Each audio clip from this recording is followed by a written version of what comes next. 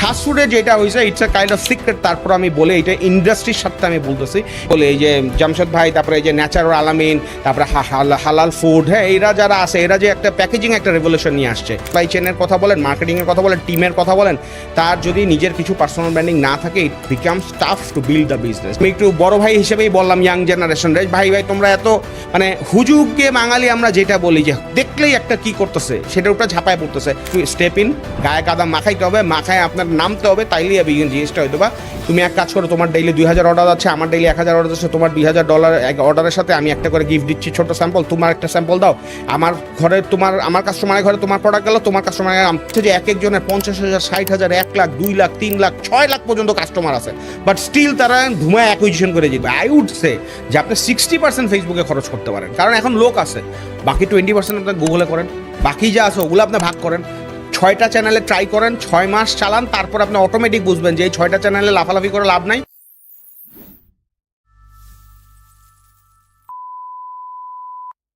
Hello everyone, আপনাদেরকে আরও একবার ওয়েলকাম জানাচ্ছি দ্য গ্রোথ পডকাস্টের আরও একটা এক্সাইটিং এপিসোডে। আমাদের আজকের এপিসোডটা বেশ এক্সাইটিং, এর কারণ হচ্ছে দ্য গ্রোথ পডকাস্টের আজকের এপিসোডে আমরা বেসিক্যালি গ্রোথের গল্প শোনাবো। সো আজকে আমরা বিজনেস গ্রোথ নিয়ে কথাবার্তা বলবো।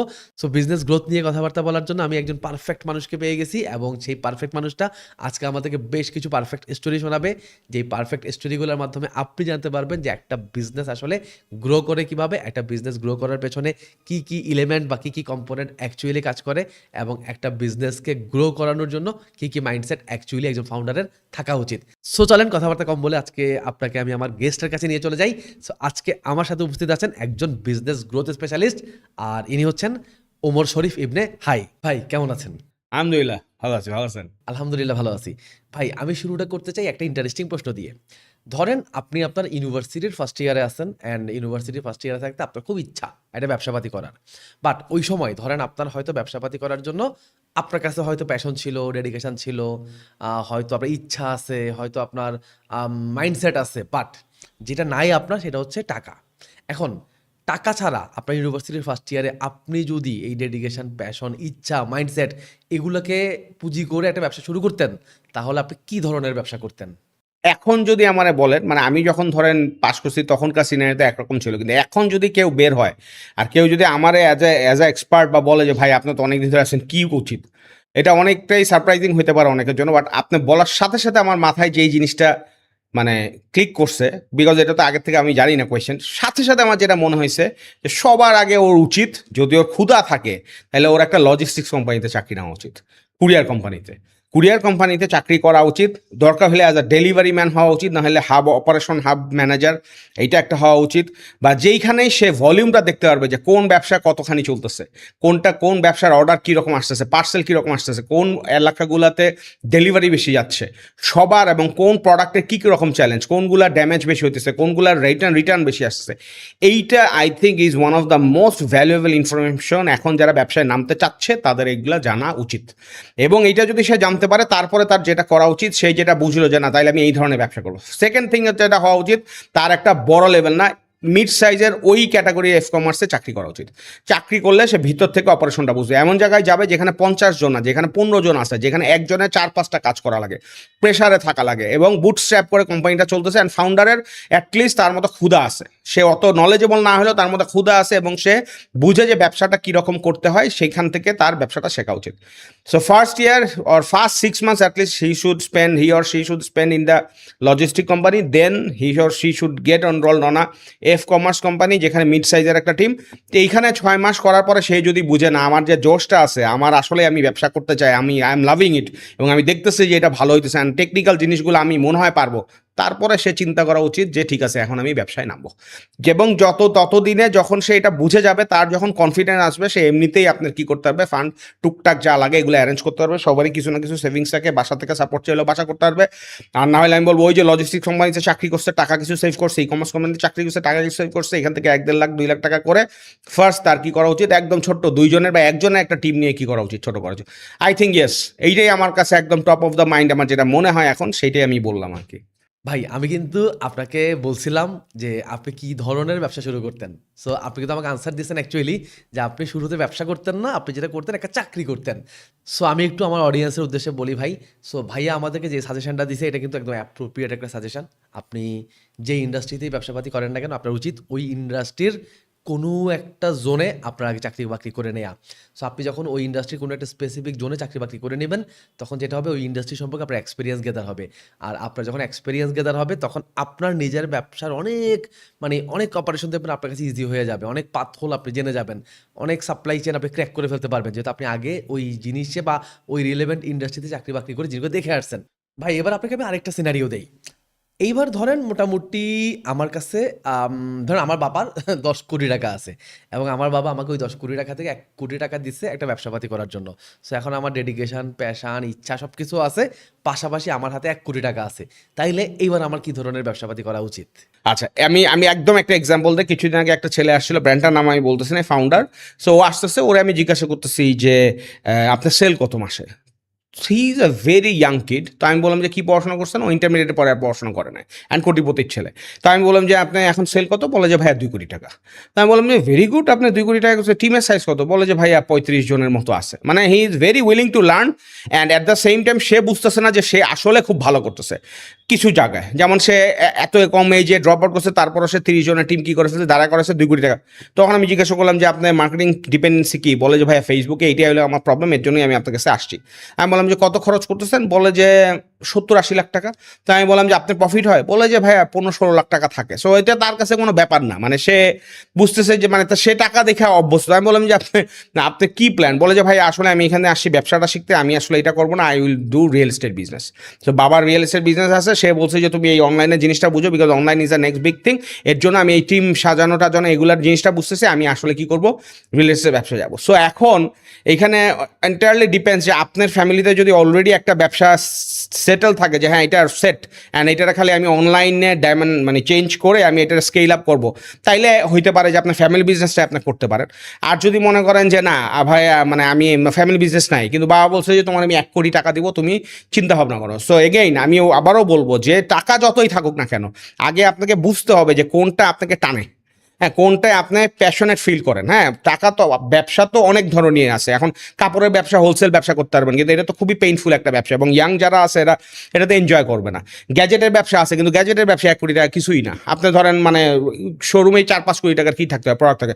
সো এগেইন আমি যেটা বলতেছি সেটা হচ্ছে যে আসলে কী ধরনের ব্যবসা চলতেছে মার্কেটে, এইটা তাদের বোঝা উচিত। এবং আমি বলবো যে যত পডকাস্ট আছে এই যে আপনার এবং আরও যেগুলো আছে বিজনেস পডকাস্ট, এখানে তো সব লিডার্সরা আসতেছে, তারা তাদের লাইফে কিভাবে শুরু করছে, কোথা থেকে শুরু করছে, কোন ব্যবসা আসলে এইটা শুনতে শুনতেই হি অর শি উইল, সে নিজের থেকেই বুঝে যাবে যে দিস ইজ মাই থিং। হ্যাঁ এইটা আমার কি করে টানে, আমি এইটা কি করা উচিত। সো আমি একদম ধরে বাইন্ধে বলাটা উচিত না, because every person is a different story. তার বার্থ থেকে শুরু করে, তার লাইফস্টাইল থেকে শুরু করে, তার চিন্তা ভাবনা থেকে শুরু করে, তার সারাউন্ডিংস থেকে শুরু করে, ফ্যামিলি থেকে শুরু করে সব কিছু ইউনিক।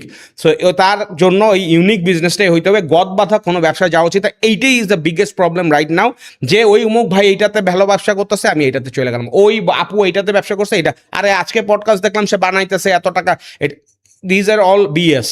আপনাকে বুঝতে হবে, শিখতে হবে, তারপরে যাইতে হবে, যাতে জিনিসটা লং টার্ম হয়। ইটস নট লাইক যে আমার আসে টাকা খরচ করলাম, হইলো ভালো না কেন আবার চলে গেলাম। সো এইরকম কিছুতে থাকলে আসলে ব্যবসা করাই উচিত না, সোজা কথা যেটা, লং টার্ম চিন্তা ভাবনা থাকতে হবে। ভাই ধরেন আমি আপনার কথা মতো একটা লজিস্টিক ব্যবসাতে চাকরি বাকরি করলাম এবং চাকরি বাকরি করে আমি একটা এক্সপিরিয়েন্স দিলাম।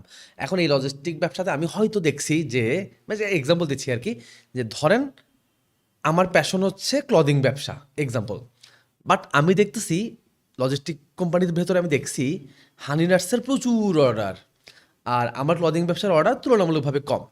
সো আমার কি এখন মানে যেটাতে অর্ডার বেশি, যেটা সেল হচ্ছে বেশি, মানে আমার কি হানি নাটসের ব্যবসার দিকে চলে যাওয়া উচিত, নাকি যেটা আমার প্যাশন, যে ক্লদিং আমার প্যাশন বাট ক্লদিংয়ের অর্ডার অনেক কম, আমার প্যাশনের দিকে চলে যাওয়া উচিত? সো আমি এক কথা যদি প্রশ্নটা বলি, মার্কেটে যা চলতেছে আমি কি তার পেছনে দৌড়াবো, নাকি আমার যেটা প্যাশন সে প্যাশনের পেছনে দৌড়াবো? মানে আমার কথা হচ্ছে যে কমোডিটি ব্যবসা খারাপ না, আমি তো কমোডিটি ব্যবসা কইরা আসছি, কিন্তু কমোডিটি সব যে কোনো একটা ব্যবসা সেটা যদি কমোডিটি ব্যবসা হয়ে যায় তাহলে তো চাল ডালের ব্যবসা করলেই হয়, অন্য কিছু ব্যবসাতে আসার দরকার নেই। সো ব্যবসাটা ইজ অ্যান আর্ট আমার কাছে যেটা মনে হয়, সেইখানে সাজায়া গুছায়া সুন্দরভাবে স্ট্রাকচার ওয়েতে আগানোটাই কি সে ভালো। এখন আপনি যদি মনে করেন যে হ্যাঁ হানি নাটস চাইতেছে কিন্তু এটা আমার মানে আমি প্যাশন পাইতেছি না, তাহলে you should not go there, or you should go there but you should make revolution out of it.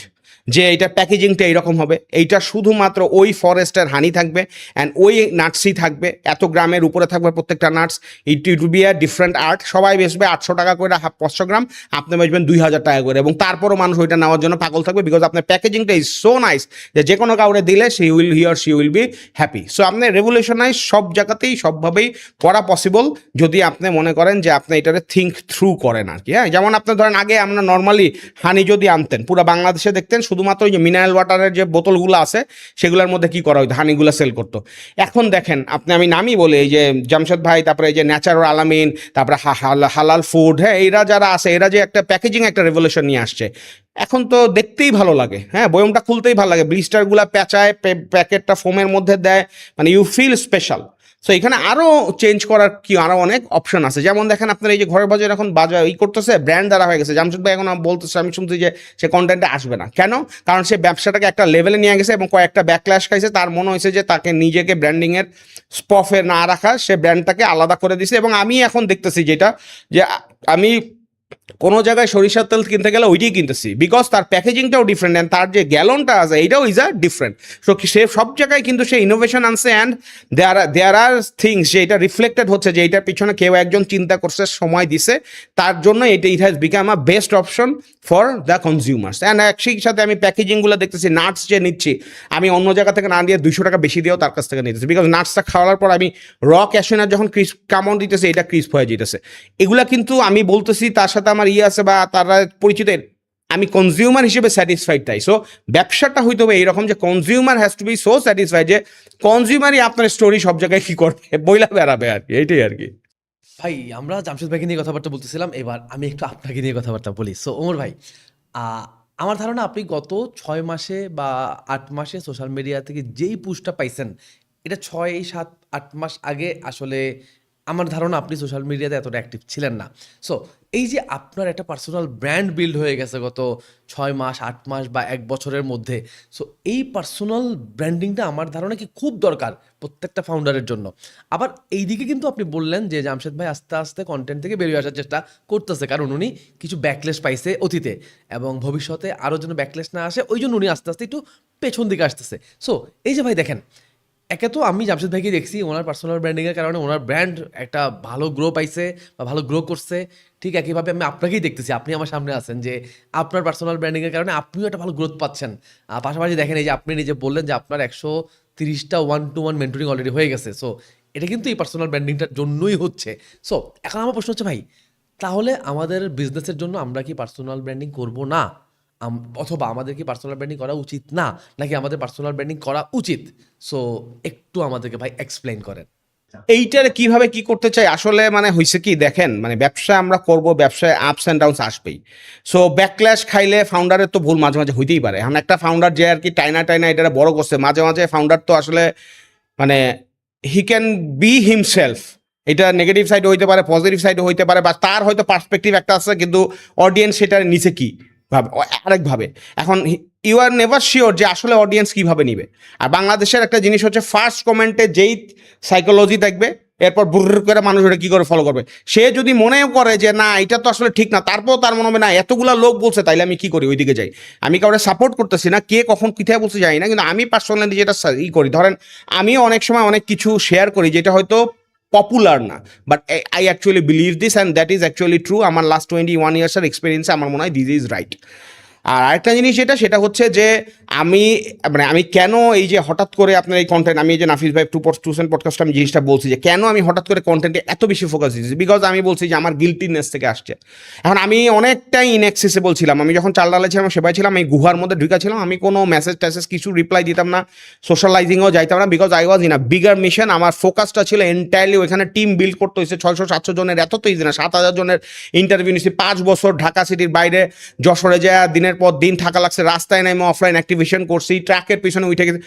It was so many things that was happening in my life. So এর জন্য আমি ওইখানেই focus দিছি যে I want to build this, যার জন্য এখন আমি কিন্তু সব জায়গায় চাল ডালে কী করতে পারছি, reference but is are to, মানে সত্যি কথা যেটা আর কি আমি ইউজ করতে পারতেছি। সো তারপরে আমার যেটা মনে হলো যে আমি দেখলাম যে এখানে অনেক ম্যাল প্র্যাকটিস হইতেছে, অনেক মিসলিডিং ইনফরমেশন চলে আসতেছে, হয়তোবা যারা বলতেছে ঠিকই বলতেছে, কিন্তু হয়তো অডিয়েন্স আবার নিচ্ছে এটারে করতেছে অনেকভাবে।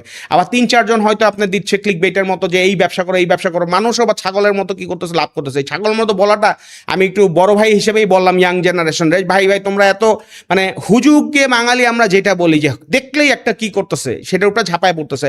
তো যারা করতেছে তারা তো মনে করবে যে ও আচ্ছা তাহলে তো আমি I am doing right thing, মানে তারাও হয়তো বুঝতেছে না যে। তারপরে একসময় সে যখন ফ্লো দেখতেছে ট্রানজাকশনে, তখন আর কি সে কি হইতেছে, ডিরেইল হয়ে যায়, বলতেছে তাহলে আমি এইটারে আমি কি করি, মানি মেকিং মেশিন বানায় ফেলে। সো তখন আমার মনে হয়েছে যে ভাই আমি দূর থেকে খালি যদি বলি এইটা সমস্যা এটা সমস্যা, তাহলে তো আর হবে না। You have to step in, গায়ে কাদা মাখাইতে হবে, মাখায় আপনার নামতে হবে, তাইলেই জিনিসটা হয়তো বা আসবে। তো যাই হোক, যেটা আমি বলতেছিলাম সেটা হচ্ছে পার্সোনাল ব্র্যান্ডিং এর ক্ষেত্রে আমি মনে করি যে প্রত্যেকটা বিজনেসেরই আগে ফাউন্ডারের কিছুটা পার্সোনাল ব্র্যান্ডিং রাগে, টু গেট দ্য কানেকশনস, হ্যাঁ, two build the relationship, two build the partnerships, and কিছু মোমেন্টাম আনার জন্য সাপ্লাই চেনের কথা বলেন, মার্কেটিংয়ের কথা বলেন, টিমের কথা বলেন, তার যদি নিজের কিছু পার্সোনাল ব্র্যান্ডিং না থাকে, ইট becomes tough two build the business. যেমন আমি এই যে রিসেন্টলি আমরা যে ইন্টারেক্টিভ কেস আমরা যে গ্রোথের বিজনেস ব্লুপ্রিন্টের করলাম, এখানে আমি যেটা দেখলাম সত্যি কথা বলতে, যে কয়টা ব্যবসা মোটামুটি সাকসেসফুল, প্রত্যেকটারই ফাউন্ডারের কিছু না কিছু এজ আছে। হয় সে টেকনিক্যালি খুবই শার্প, আর না হলে সে ফেস ভ্যালুতে খুব ভালো, আর না হলে সে মনে করেন আগে অফলাইন বিজনেস করে সে এক জায়গা থেকে টাকা পয়সা কামাইছে, এখন এখানে সে এইটাতে তার সে কী করতেছে, তার ফেস ব্র্যান্ডিংয়ের জন্য ইউজ করতেছে, যাতে অন্যান্য বিজনেসেরও তার সুবিধা হয়। সো পার্সোনাল ব্র্যান্ডিং ছাড়া একটু এখন টাফ হয়ে গেছে, but you have to make a balance. যেমন আমি একদম খোলাখুলি বলি, আমার যেমন একটা মার্কেট অ্যান্ড গ্রোথ এজেন্সি আছে নেক্সট সিরিজ, আমার এখানে কো ফাউন্ডার আছে 3 জন, যারা আমার সাথে 6-7 বছর কাজ করে। সো আমি হাঁ করলে ওরা বুঝে যে আমি কি বলবো। সো আমি এর জন্যই ওদেরকে রাখছি, যাতে আমার এত বেশি এফোর্ট এখানে না দেওয়া লাগে। Again I am using my personal branding of 1 years to make a funnel for next leaders as well. So আমি এটা করতেছি অ্যান্ড হচ্ছে, এটা কাজ করছে। আমার কিছু হইলেও ওইটা একদম ক্র্যাশ করবে না, কারণ ওইখানে সালমিন আছে, ওইখানে তন্ময় আছে, ওইখানে আহাদ আছে, তাদেরও আবার নিজস্ব একটা ব্র্যান্ড আছে। সো মানে এমন না যে I am single point of failure for the brand value for the. আর যদি ভাই সত্যি কথা বলতে ব্যবসায় যদি ভ্যালু থাকে, if you are making your customers happy, customer যদি আপনার কাছে ভ্যালু পায়, ফাউন্ডারের কিছু হইলেও হয়তো 2-1 দিন, তারপরে everyone will forget, and if your services are like this, মানুষ আবার ফিরে আসবেই। এই আমি এইটা চিন্তা করি আর কি। এর মানে পার্সোনাল ব্র্যান্ডিং করতে গিয়ে ভাই ভয় পাওয়া যাবে না। ভয় পাওয়া যাবে না, ভয় পাইলে হবে না ভাই, নিয়ত ঠিক থাকতে হবে। এত চিন্তা করতে গেলে আসলে হবে না যে এই কোনো একদিন কিছু একটা হবে, তারপরে আমার ব্র্যান্ডের উপরে সবাই করবে, তারপরে আমার ব্র্যান্ড এইরকম না ভাই। নিয়ত ঠিক থাকলে আর কোনো সমস্যা নাই, সোজা কথা যেটা। বাট আমি বলবো যে পার্সোনাল ব্র্যান্ডিং আরও ইউজ করা উচিত। কারণ আমি সব জায়গায় যাই দেখি যে ফাউন্ডাররা নর্মালি মানে অপারেশন লেভেলে কাজ করে, এই বুস্টিং করবে কারে দিয়ে সেটা চিন্তা করে, এইটা সাপ্লাই চেন করে, এগুলো তো ফাউন্ডারের কাজ না। ফাউন্ডারের কাজ হচ্ছে প্রপার জায়গায় প্রপার লোক বসাবে, আর সে আরেকটা ফাউন্ডারে ফোন করে বলবে যে ভাই তুমি এক কাজ করো, তোমার ডেইলি 2000 অর্ডার যাচ্ছে, আমার ডেইলি 1000 অর্ডার যাচ্ছে, তোমার $2000 অর্ডারের সাথে আমি একটা করে গিফট দিচ্ছি, ছোট স্যাম্পল, তোমার একটা স্যাম্পল দাও, আমার ঘরে আমার কাস্টমারের ঘরে তোমার প্রোডাক্ট গেল, তোমার কাস্টমারের ও বলবো আচ্ছা ডান ডিল। এই কনভারসেশনের ফাউন্ডারের কত হবে, আপনার ধরেন পিআরের এজেন্সির সাথে কথা বলতে হবে, শুনো 35টা অনলাইন এবং 10টা অফলাইনে আমার একটা করা লাগবে, টেল মি দ্য বাজেট, তোমার এরকম দেবো, এরকম ইমপ্রেশন হবে, এখান থেকে আমার একটা কনভার্সন হবে, মার্কেটিংয়ের হেডে বলবে যে গিভ দ্য মানি হিয়ার। এইগুলো হলো ফাউন্ডারের কথা। ফাউন্ডারের কথা হলো এইটা যে ধরেন সে একটা বিজনেসে গেল, একটা শোরুমে গেল, ওইখানে দেখলো যে এখানে ফুল খুব ভালো, তার যে টিজি আছে এই ব্যবসার টিজি খুব ভালো, তার ম্যানেজারের সাথে কথা বলে তার ম্যানেজারের সাথে কানেক্ট করাই দিবে, ওই শোরুমের ম্যানেজারের সাথে, they will discuss and take a call, এবং বলবো ওদের সাথে একটা মডালিটিতে এক ডিসকাউন্ট বা একটা কিসে চলে যাবে, পার্টনারশিপে চলে। এগুলো হইলো ফাউন্ডারের কাছে। ফাউন্ডার অপারেশন লেভেলে যাবে না, এবং এগুলো যদি করতে হয় তাহলে ফাউন্ডারকে ওরকম কনফিডেন্স হইতে হবে, এবং ফাউন্ডারের সেলফ ব্র্যান্ডও কিছুটা স্ট্রং হইতে হবে। ভাই আপনি তো মোটামুটি অনলাইন ব্যবসা নিয়েই মেজরলি কাজ করেন, সো অফলাইন ব্যবসাপাতি নিয়ে আপনার আসলে মানে চিন্তা ভাবনা কি? করি, কিন্তু আমি এখন খুবই অফলাইনের প্রতিও ইন্টারেস্টেড, বিকজ আমি যেটা দেখতেছি যে অনলাইনে আমরা যতই লাফালাফি করতেছি কেন, আসলে তো ব্যবসা হ্যাপেনিং অফলাইন টিল। এবং বড় বড় যারা আছে ওস্তাদ, যারা বাংলাদেশে ব্যাকবোন বানাইছে, মেরুদণ্ডটা বানাইছে, সিটি গ্রুপ, ওরিয়ন গ্রুপ, মেঘনা গ্রুপ, এই গ্রুপ, সেই গ্রুপ, হ্যাঁ, আকিজ গ্রুপ, এরা যারা বানাইছে, এরা অনলাইনে আসতে চাচ্ছে, কিন্তু সমস্যাটা যেটা হইতেছে আমি যেটা একদম ফিল করি সেটা হচ্ছে যে এখনকার মার্কেটিং ইন্ডাস্ট্রি যারা লিড দিতেছে বা এই করতেছে এরা আসলে একটু ইয়াং। হ্যাঁ, so আমাদের মতো 40+ লোক তুলনামূলক কম আছে, 45 লাখ আরও কম আছে। এখন যারা অফলাইনে বা কনভেনশনাল ব্যবসা ডিসিশন মেকার এরা 60-65, তাদের যারা ছেলে পেলে এরাও 40-45, এরা ওই ইয়াং জেনারেশনের সাথে কোপ করতে পারতেছে না। এখানে একটা বিশাল বড় গ্যাপ আছে যে ওদের সাথে যায়া মার্কেটাররা ইরা যায় কথা বলবে যে বস আপনারা এখানে আসেন তাইলে হবে। একটা গ্রুপ খালি একটা যদি একটু চিন্তা করে যে আমি অনলাইনে ফোকাস দিব তাইলে 1000 লোকের কি হইতে পারে, কর্মসংস্থান হইতে পারে, তাইলে পুরা ইন্ডাস্ট্রি চেঞ্জ হয়ে যেতে পারে মার্কেটিংয়ের, এবং এজেন্সিগুলো অনেক বেশি বেনিফিট হইতে পারে। সো এইটার জায়গাটাতে আমি এখন খুবই অ্যাক্টিভলি কাজ করতে, যেমন কয়েকদিন আগে আকিজ রিসোর্সের যে চেয়ারম্যান স্যার আছে ওনার সাথে আমার মিটিং হলো, 2 ঘন্টা আলাপ করছি। He is a very young guy মানে maybe he is like 60 or 55, but আমরা 2 ঘন্টা কথা বলছি বিকজ সেও একটা টেকি গাই। হ্যাঁ, আপনারা দেখবেন লিঙ্কডিনে সে সবসময় আপনার পোস্টস দেয়। এখন সে কী করছে, এনভিডিয়ার নতুন নিয়ে আসছে, জিপিইউ নিয়ে আসছে, তার আপনার নেক্সট জবস নামে একটা পোর্টাল খুলছে, সেইটাতে যাতে প্রসেসিং ফাস্টার হয় এর জন্য। সো মানে আমি যেটা বলতে চাইতেছিলাম আসলে যে এই রকম তাদের সাথে যে আলাপ করা লাগবে এবং অনলাইন ব্যবসায় তাদেরকে ফোকাস দিতে হবে যাতে ইন্ডাস্ট্রিটা কি গ্রো করে। আপনি দেখেন চাল ডাল 1,500 কোটি টাকা রেইজ করছে, সেবা 1,120 কোটি টাকা রেইজ করছে, কিন্তু এগুলো কিছুই না, এগুলো হলো পানির ফোঁটা। লাগবে হচ্ছে 2, 4, 5, 10, 20,000 কোটি টাকা ইনভেস্ট করলে ইন্ডাস্ট্রিতে একটা রেভলিউশন হবে, তখন আপনার ই কমার্সের পেনিট্রেশন বাইরে গেলে আমরা সবাই কী হবে, বেনিফিটেড হবো। সো এখন এর জন্য আমি যেটা বলতাম, অনলাইনে কাজ করলেও অফলাইন ব্যবসার প্রতি আমি অনেক ফোকাসড, এবং অফলাইনের কেউ ডাকলেই আমি তার সাথে কী করি, রেসপন্ড করি। সো আমি এই পডকাস্ট যারা দেখতেছি তাদেরও বলতেছি যে আপনারা যেখানে যারা সিনিয়র যারা আছেন, যারা ইন্ডাস্ট্রিতে অনেক দিন ধরে আছেন, তারা যদি ইফ ইউ থিঙ্ক যে আমার সাথে ডিসকাস করলে বা আমাদের এই অনলাইনের জিনিস সম্পর্কে if you want to know more, যে before investing and before starting online initiatives, please like reach out and I will be more than happy to discuss with you guys. আপনার কোয়েশ্চেনটা না শুনে আমি অনেক কিছু বললাম, বাট আপনার কোয়েশ্চেনটা থাকলে বলেন। আচ্ছা ভাই, আপনি তো মোটামুটি অনলাইন ব্যবসাপাতি নিয়ে কাজকর্ম করেন, আমি নিজেও অনলাইন ব্যবসা নিয়ে কাজকর্ম করি।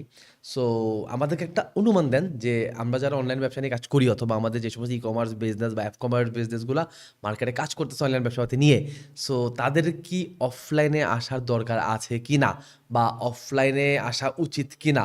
যদি অফলাইনে আসা উচিত হয় তাহলে কখন তার সিগন্যালটা পাওয়া উচিত যে আমার এখন অফলাইনে যাওয়া উচিত? সো এখানে আরেকটা জিনিস বলি, সেটা হচ্ছে না আমি অফলাইনে যাওয়া উচিত বলি না, আমি আসলে বলছি যে অফলাইন থেকে এখন অনলাইনে অনেক বেশি আসা উচিত লোকজনের, যারা অফলাইনে টাকা খরচ করতেছে। কারণ অফলাইনে তারা যে কনভার্সন পাইতে পারে অনলাইনে বেশি পাইতে পারে, হয়তো নেক্সট 2 ইয়ার্স পাবে না, কিন্তু 4 পর থেকে যেভাবে পাবে এটা এক্সপোনেনশিয়ালি গ্রো করবে। বিকজ যাই বলেন না কেন, অনলাইন ইজ দ্য ফিউচার। এইটা হলে একটা পার্সপেক্টিভ। বড় বড় যারা আছে তাদেরকে আমি বলতেছি যে ছোট ছোট অনলাইনেই কিছু, আর যারা একটা অনলাইন করতে করতে একটা নির্দিষ্ট জায়গায় চলে আসে, ধরেন 2, 4, 5 কোটি টাকা করতেছে, এবং তারা দেখতেছে যে তাদের অ্যাকুইজিশনে দে আর ফেসিং চ্যালেঞ্জেস, যে অ্যাকুইজিশন হচ্ছে না বা পেনিট্রেশন হচ্ছে না, সিপিআর আস্তে আস্তে বেড়ে যাচ্ছে, এদের মধ্যে যারা আসলে লং টার্ম চিন্তাভাবনা করতেছে তাদের কিছু অফলাইন প্রেজেন্স রাখা উচিত। তাইলে যেটা হবে, যেটা আসলে মেইন প্রবলেম হয়, যেমন ধর আমরা এখানে বলতেই পারি, খাসফুডের সাথে আমি কাজ করছি, আরমান ভাই এবং তহিদ ভাই ফাউন্ডার ওনাদের, ওরা যেটা করছে যে ওদের 28টা অফলাইনে স্টোর আছে। তো কেন? এখন ধর ন্যাচারও, আমি নাম ধরে বলতেছি, একদম ন্যাচারও আছে, হালাল ফুড আছে, হ্যাঁ, তারপরে আপনার এখানে ফালাক ফুড আছে, তারপরে যে আছে ঘরে বাজার আছে, এরা কেউ অফলাইনে করে না, কিন্তু তারা খাস ফুড কেন করছে? এবং ওদের যতই বলেন না কেন, খাস ফুডে কিন্তু আলাদা একটা ব্র্যান্ড আছে। খাস ফুডে যেটা হয়েছে it's a kind of secret, তারপর আমি বলে এটা ইন্ডাস্ট্রির সাথে আমি বলতেছি, সেটা হচ্ছে যে ওরা দেখছে, আমি বললাম আরমান ভাইটা বলছি যে আমার কী জন্য ভাই এটা আপনি অফলাইনে কেন আপনি এই করতেছেন, বুঝলাম ভালো সবই ঠিক আছে, মানে আমি তো গেস করতে পারছি। তো ওনার কথা হচ্ছে এটা ভাই যে অনলাইনে যে কাস্টমার সেটা রিটেনশন হচ্ছে 17%, হ্যাঁ, মানে রিপিট বাই যেটা রিটেইন করা যায়, অ্যান্ড অফলাইনে যেটা আছে এটা হচ্ছে মোর দ্যান 45%। সো যেটা হচ্ছে যে অনলাইনে আসলে এখন অনেকে আসতেছে, জেনজি অ্যান্ড আর্লি অ্যাডপ্টার্স, যারা ব্যস্ত, যারা কর্পোরেটে জব করতেছে, ব্লা ব্লা ব্লা ব্লা। অফলাইনে এখনও অনেক বড় একটা সেগমেন্ট আছে যারা অনলাইনে আসে না, এবং যারা আছে তারা আবার অফলাইনের প্রতি অনেকটা ইউজ টু। তো এখন ধরেন মুরব্বী যারা আছে, এরা নামাজ পড়তে আসার সময় বাসার জন্য একটা বাজার করলো, এই নাতির স্কুল থেকে আনছে একটা বাজার করে নিয়ে গেল, তার লাইফের এন্টারটেনমেন্ট হচ্ছে ওই দোকানে গেলে ম্যানেজার, আসসালামু আলাইকুম স্যার কেমন আছেন, বাসা, এইটাই হইলো গিয়ে তার জন্য তার লাইফে এন্টারটেনমেন্ট। এই জন্য সে ছুটতে চায় না, এবং এর জন্য সে জোর কইরা হইলেও দোকানে যায় কি করে বাজার। এর জন্য খাস ফুড এইটা ধরতে পায় না, তারা বুঝছে যে ঠিক আছে আমি এলাকায় ডেন্স পপুলেটেড এলাকা যেখানে থাকবে, প্রেফারেবলি স্বপ্ন বা অন্যরা যারা আছে তাদের পাশাপাশি আমি একটা করবো, সো দ্যাট পিপল আমার মানুষেরও ব্র্যান্ড মনে করে, অফলাইনেও ব্র্যান্ড মনে, এমন যাতে মনে না করে অনলাইন। অ্যান্ড দেখেন এই অফলাইনের ফলে এদের অনলাইনে পেনিট্রেশনও এন্ডোর্সমেন্ট হইতেছে, মানে হচ্ছে যখনই আপনি অনলাইনে অ্যাডস দেখতেছেন এবং যাওয়ার সময় ধরেন কতটা মোহাম্মদপুরে এক রাস্তা দিয়ে হাইটে যেতেছেন, একটা আউটলেট দেখলেন, মনে হবে ও আচ্ছা এরা তো আছে, তার মানে ট্রাস্ট আপনার কি করে বিল করলো, অনলাইনে যা টুক করে অর্ডার করে দিলেন।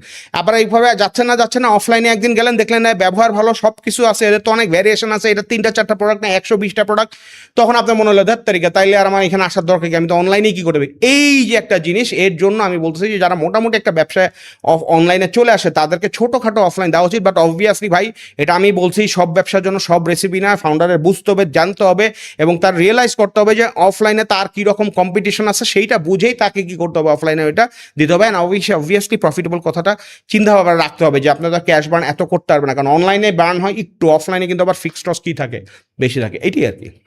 ভাই আপনি জামশেদ ভাইয়ের এক্সাম্পল দিলেন না, আমি একটা জিনিস আপনার সাথে শেয়ার করি। দেখেন আমরা যখন মার্কেটিং নিয়ে পড়াশোনা করছি আমাদেরকে বারবার পড়ানো হয়েছে যে তুমি যখন ভাই মার্কেটিং করবা, ব্যবসাপাতি করবা, তোমার প্রোডাক্টের ইউএসপি থাকা লাগবে, মানে ইউনিক সেলিং পয়েন্ট থাকা লাগবেই।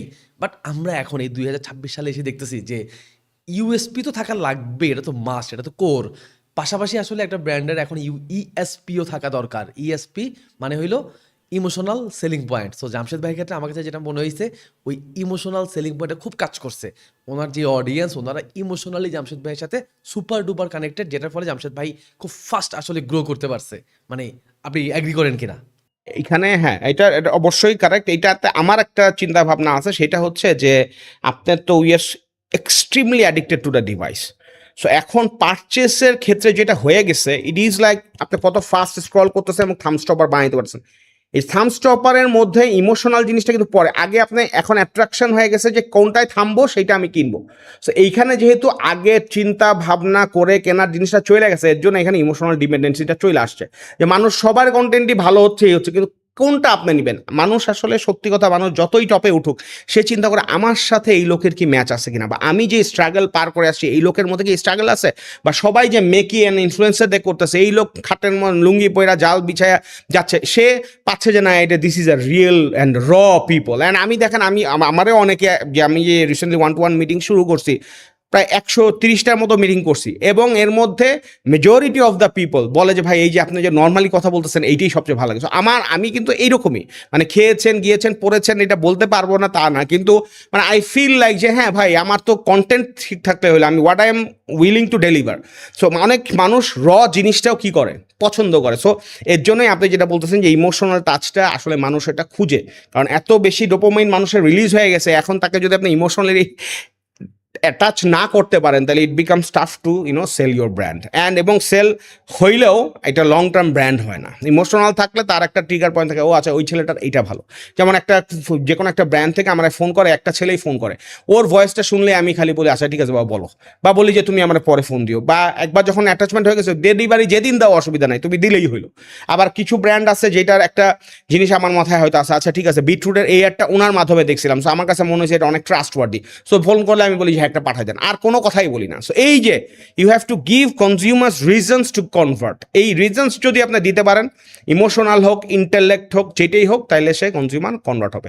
ভাই আমি যদি ভুল না করি চাল ডাল কিন্তু লসে আছে, তাই না? লসে আছে, হ্যাঁ। চাল ডাল এখনো প্রফিটেবল না, বাট এখন চাল ডাল প্রফিটেবিলিটির গ্রোথ চালাইতেছে। অ্যান্ড বিজনেসে অবশ্যই কখনোই প্ল্যান অনুযায়ী সব কিছু হয় না।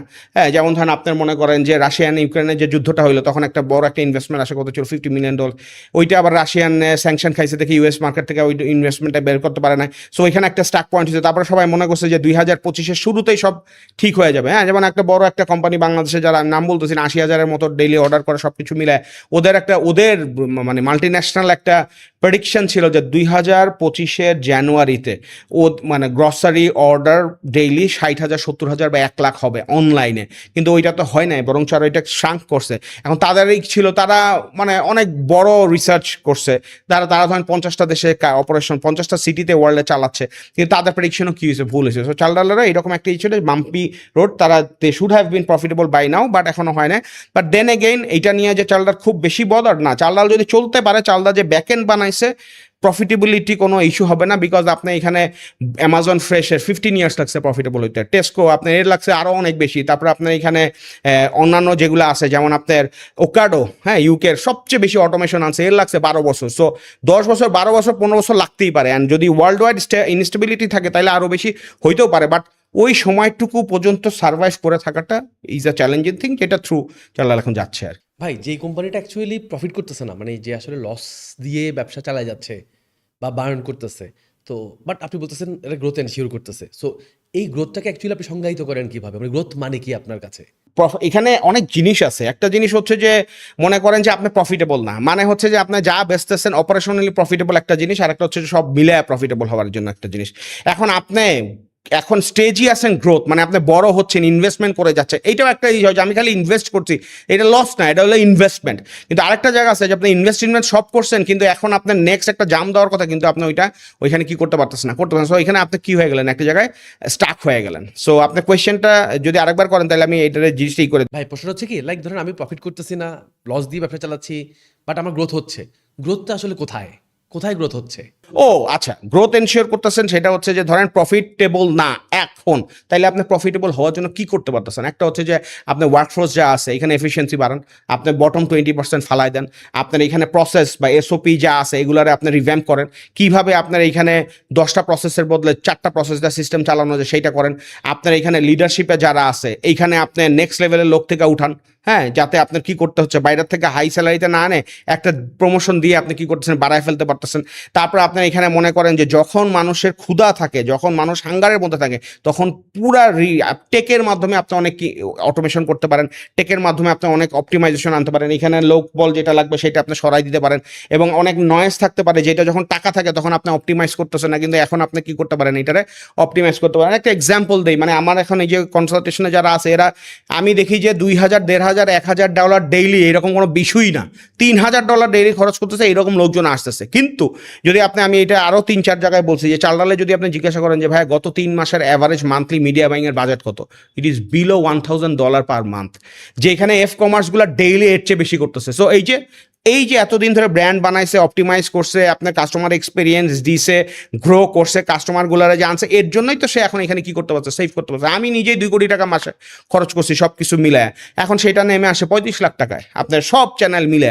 সো এই যে এফিসিয়েন্সিটা আসছে, সো ইটস অল অ্যাবাউট যে হ্যাঁ নেক্সট স্মুথনেসটা আসতে কতক্ষণ লাগবে, ততক্ষণ আপনাকে কামড়ায় কি হইতে পড়তে থাকবে। And this is story of every start up, story of all the businesses. কিন্তু আমরা বাইরে হয়তো জানি না, চাল ডাল হয়তো বড়, এর জন্য হয়তো চিন্তা হয় বেশি সবার, কিন্তু ছোট বিজনেস যারা আছে এরাও অনেক স্ট্রাগল করে কি করতেছে, যাইতেছে।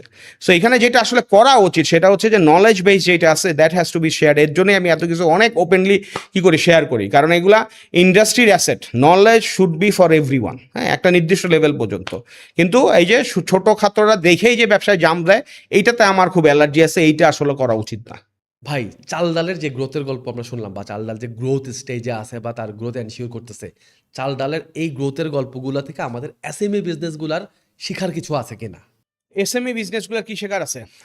আমি মনে করি যে এসএমই বিজনেসগুলো এখানে যেটা করতে পারে সেটা হচ্ছে টিম বিল্ডিংটা শিখতে পারে। হ্যাঁ? যেমন এইখানে আপনার এই যে একটা শহর থেকে আরেকটা শহরে যাওয়া, এই যে একটা ওয়্যার হাউস থেকে 30টা 36টা ওয়্যার হাউস করা, এই যে টিম যে বিল্ড করছে, এইটা একটা বড় জিনিস। এসএমই বিজনেসগুলো অনেক সময় বলে যে ভাই লোক কোথায় পাবো, লোক কোথায় পাবো?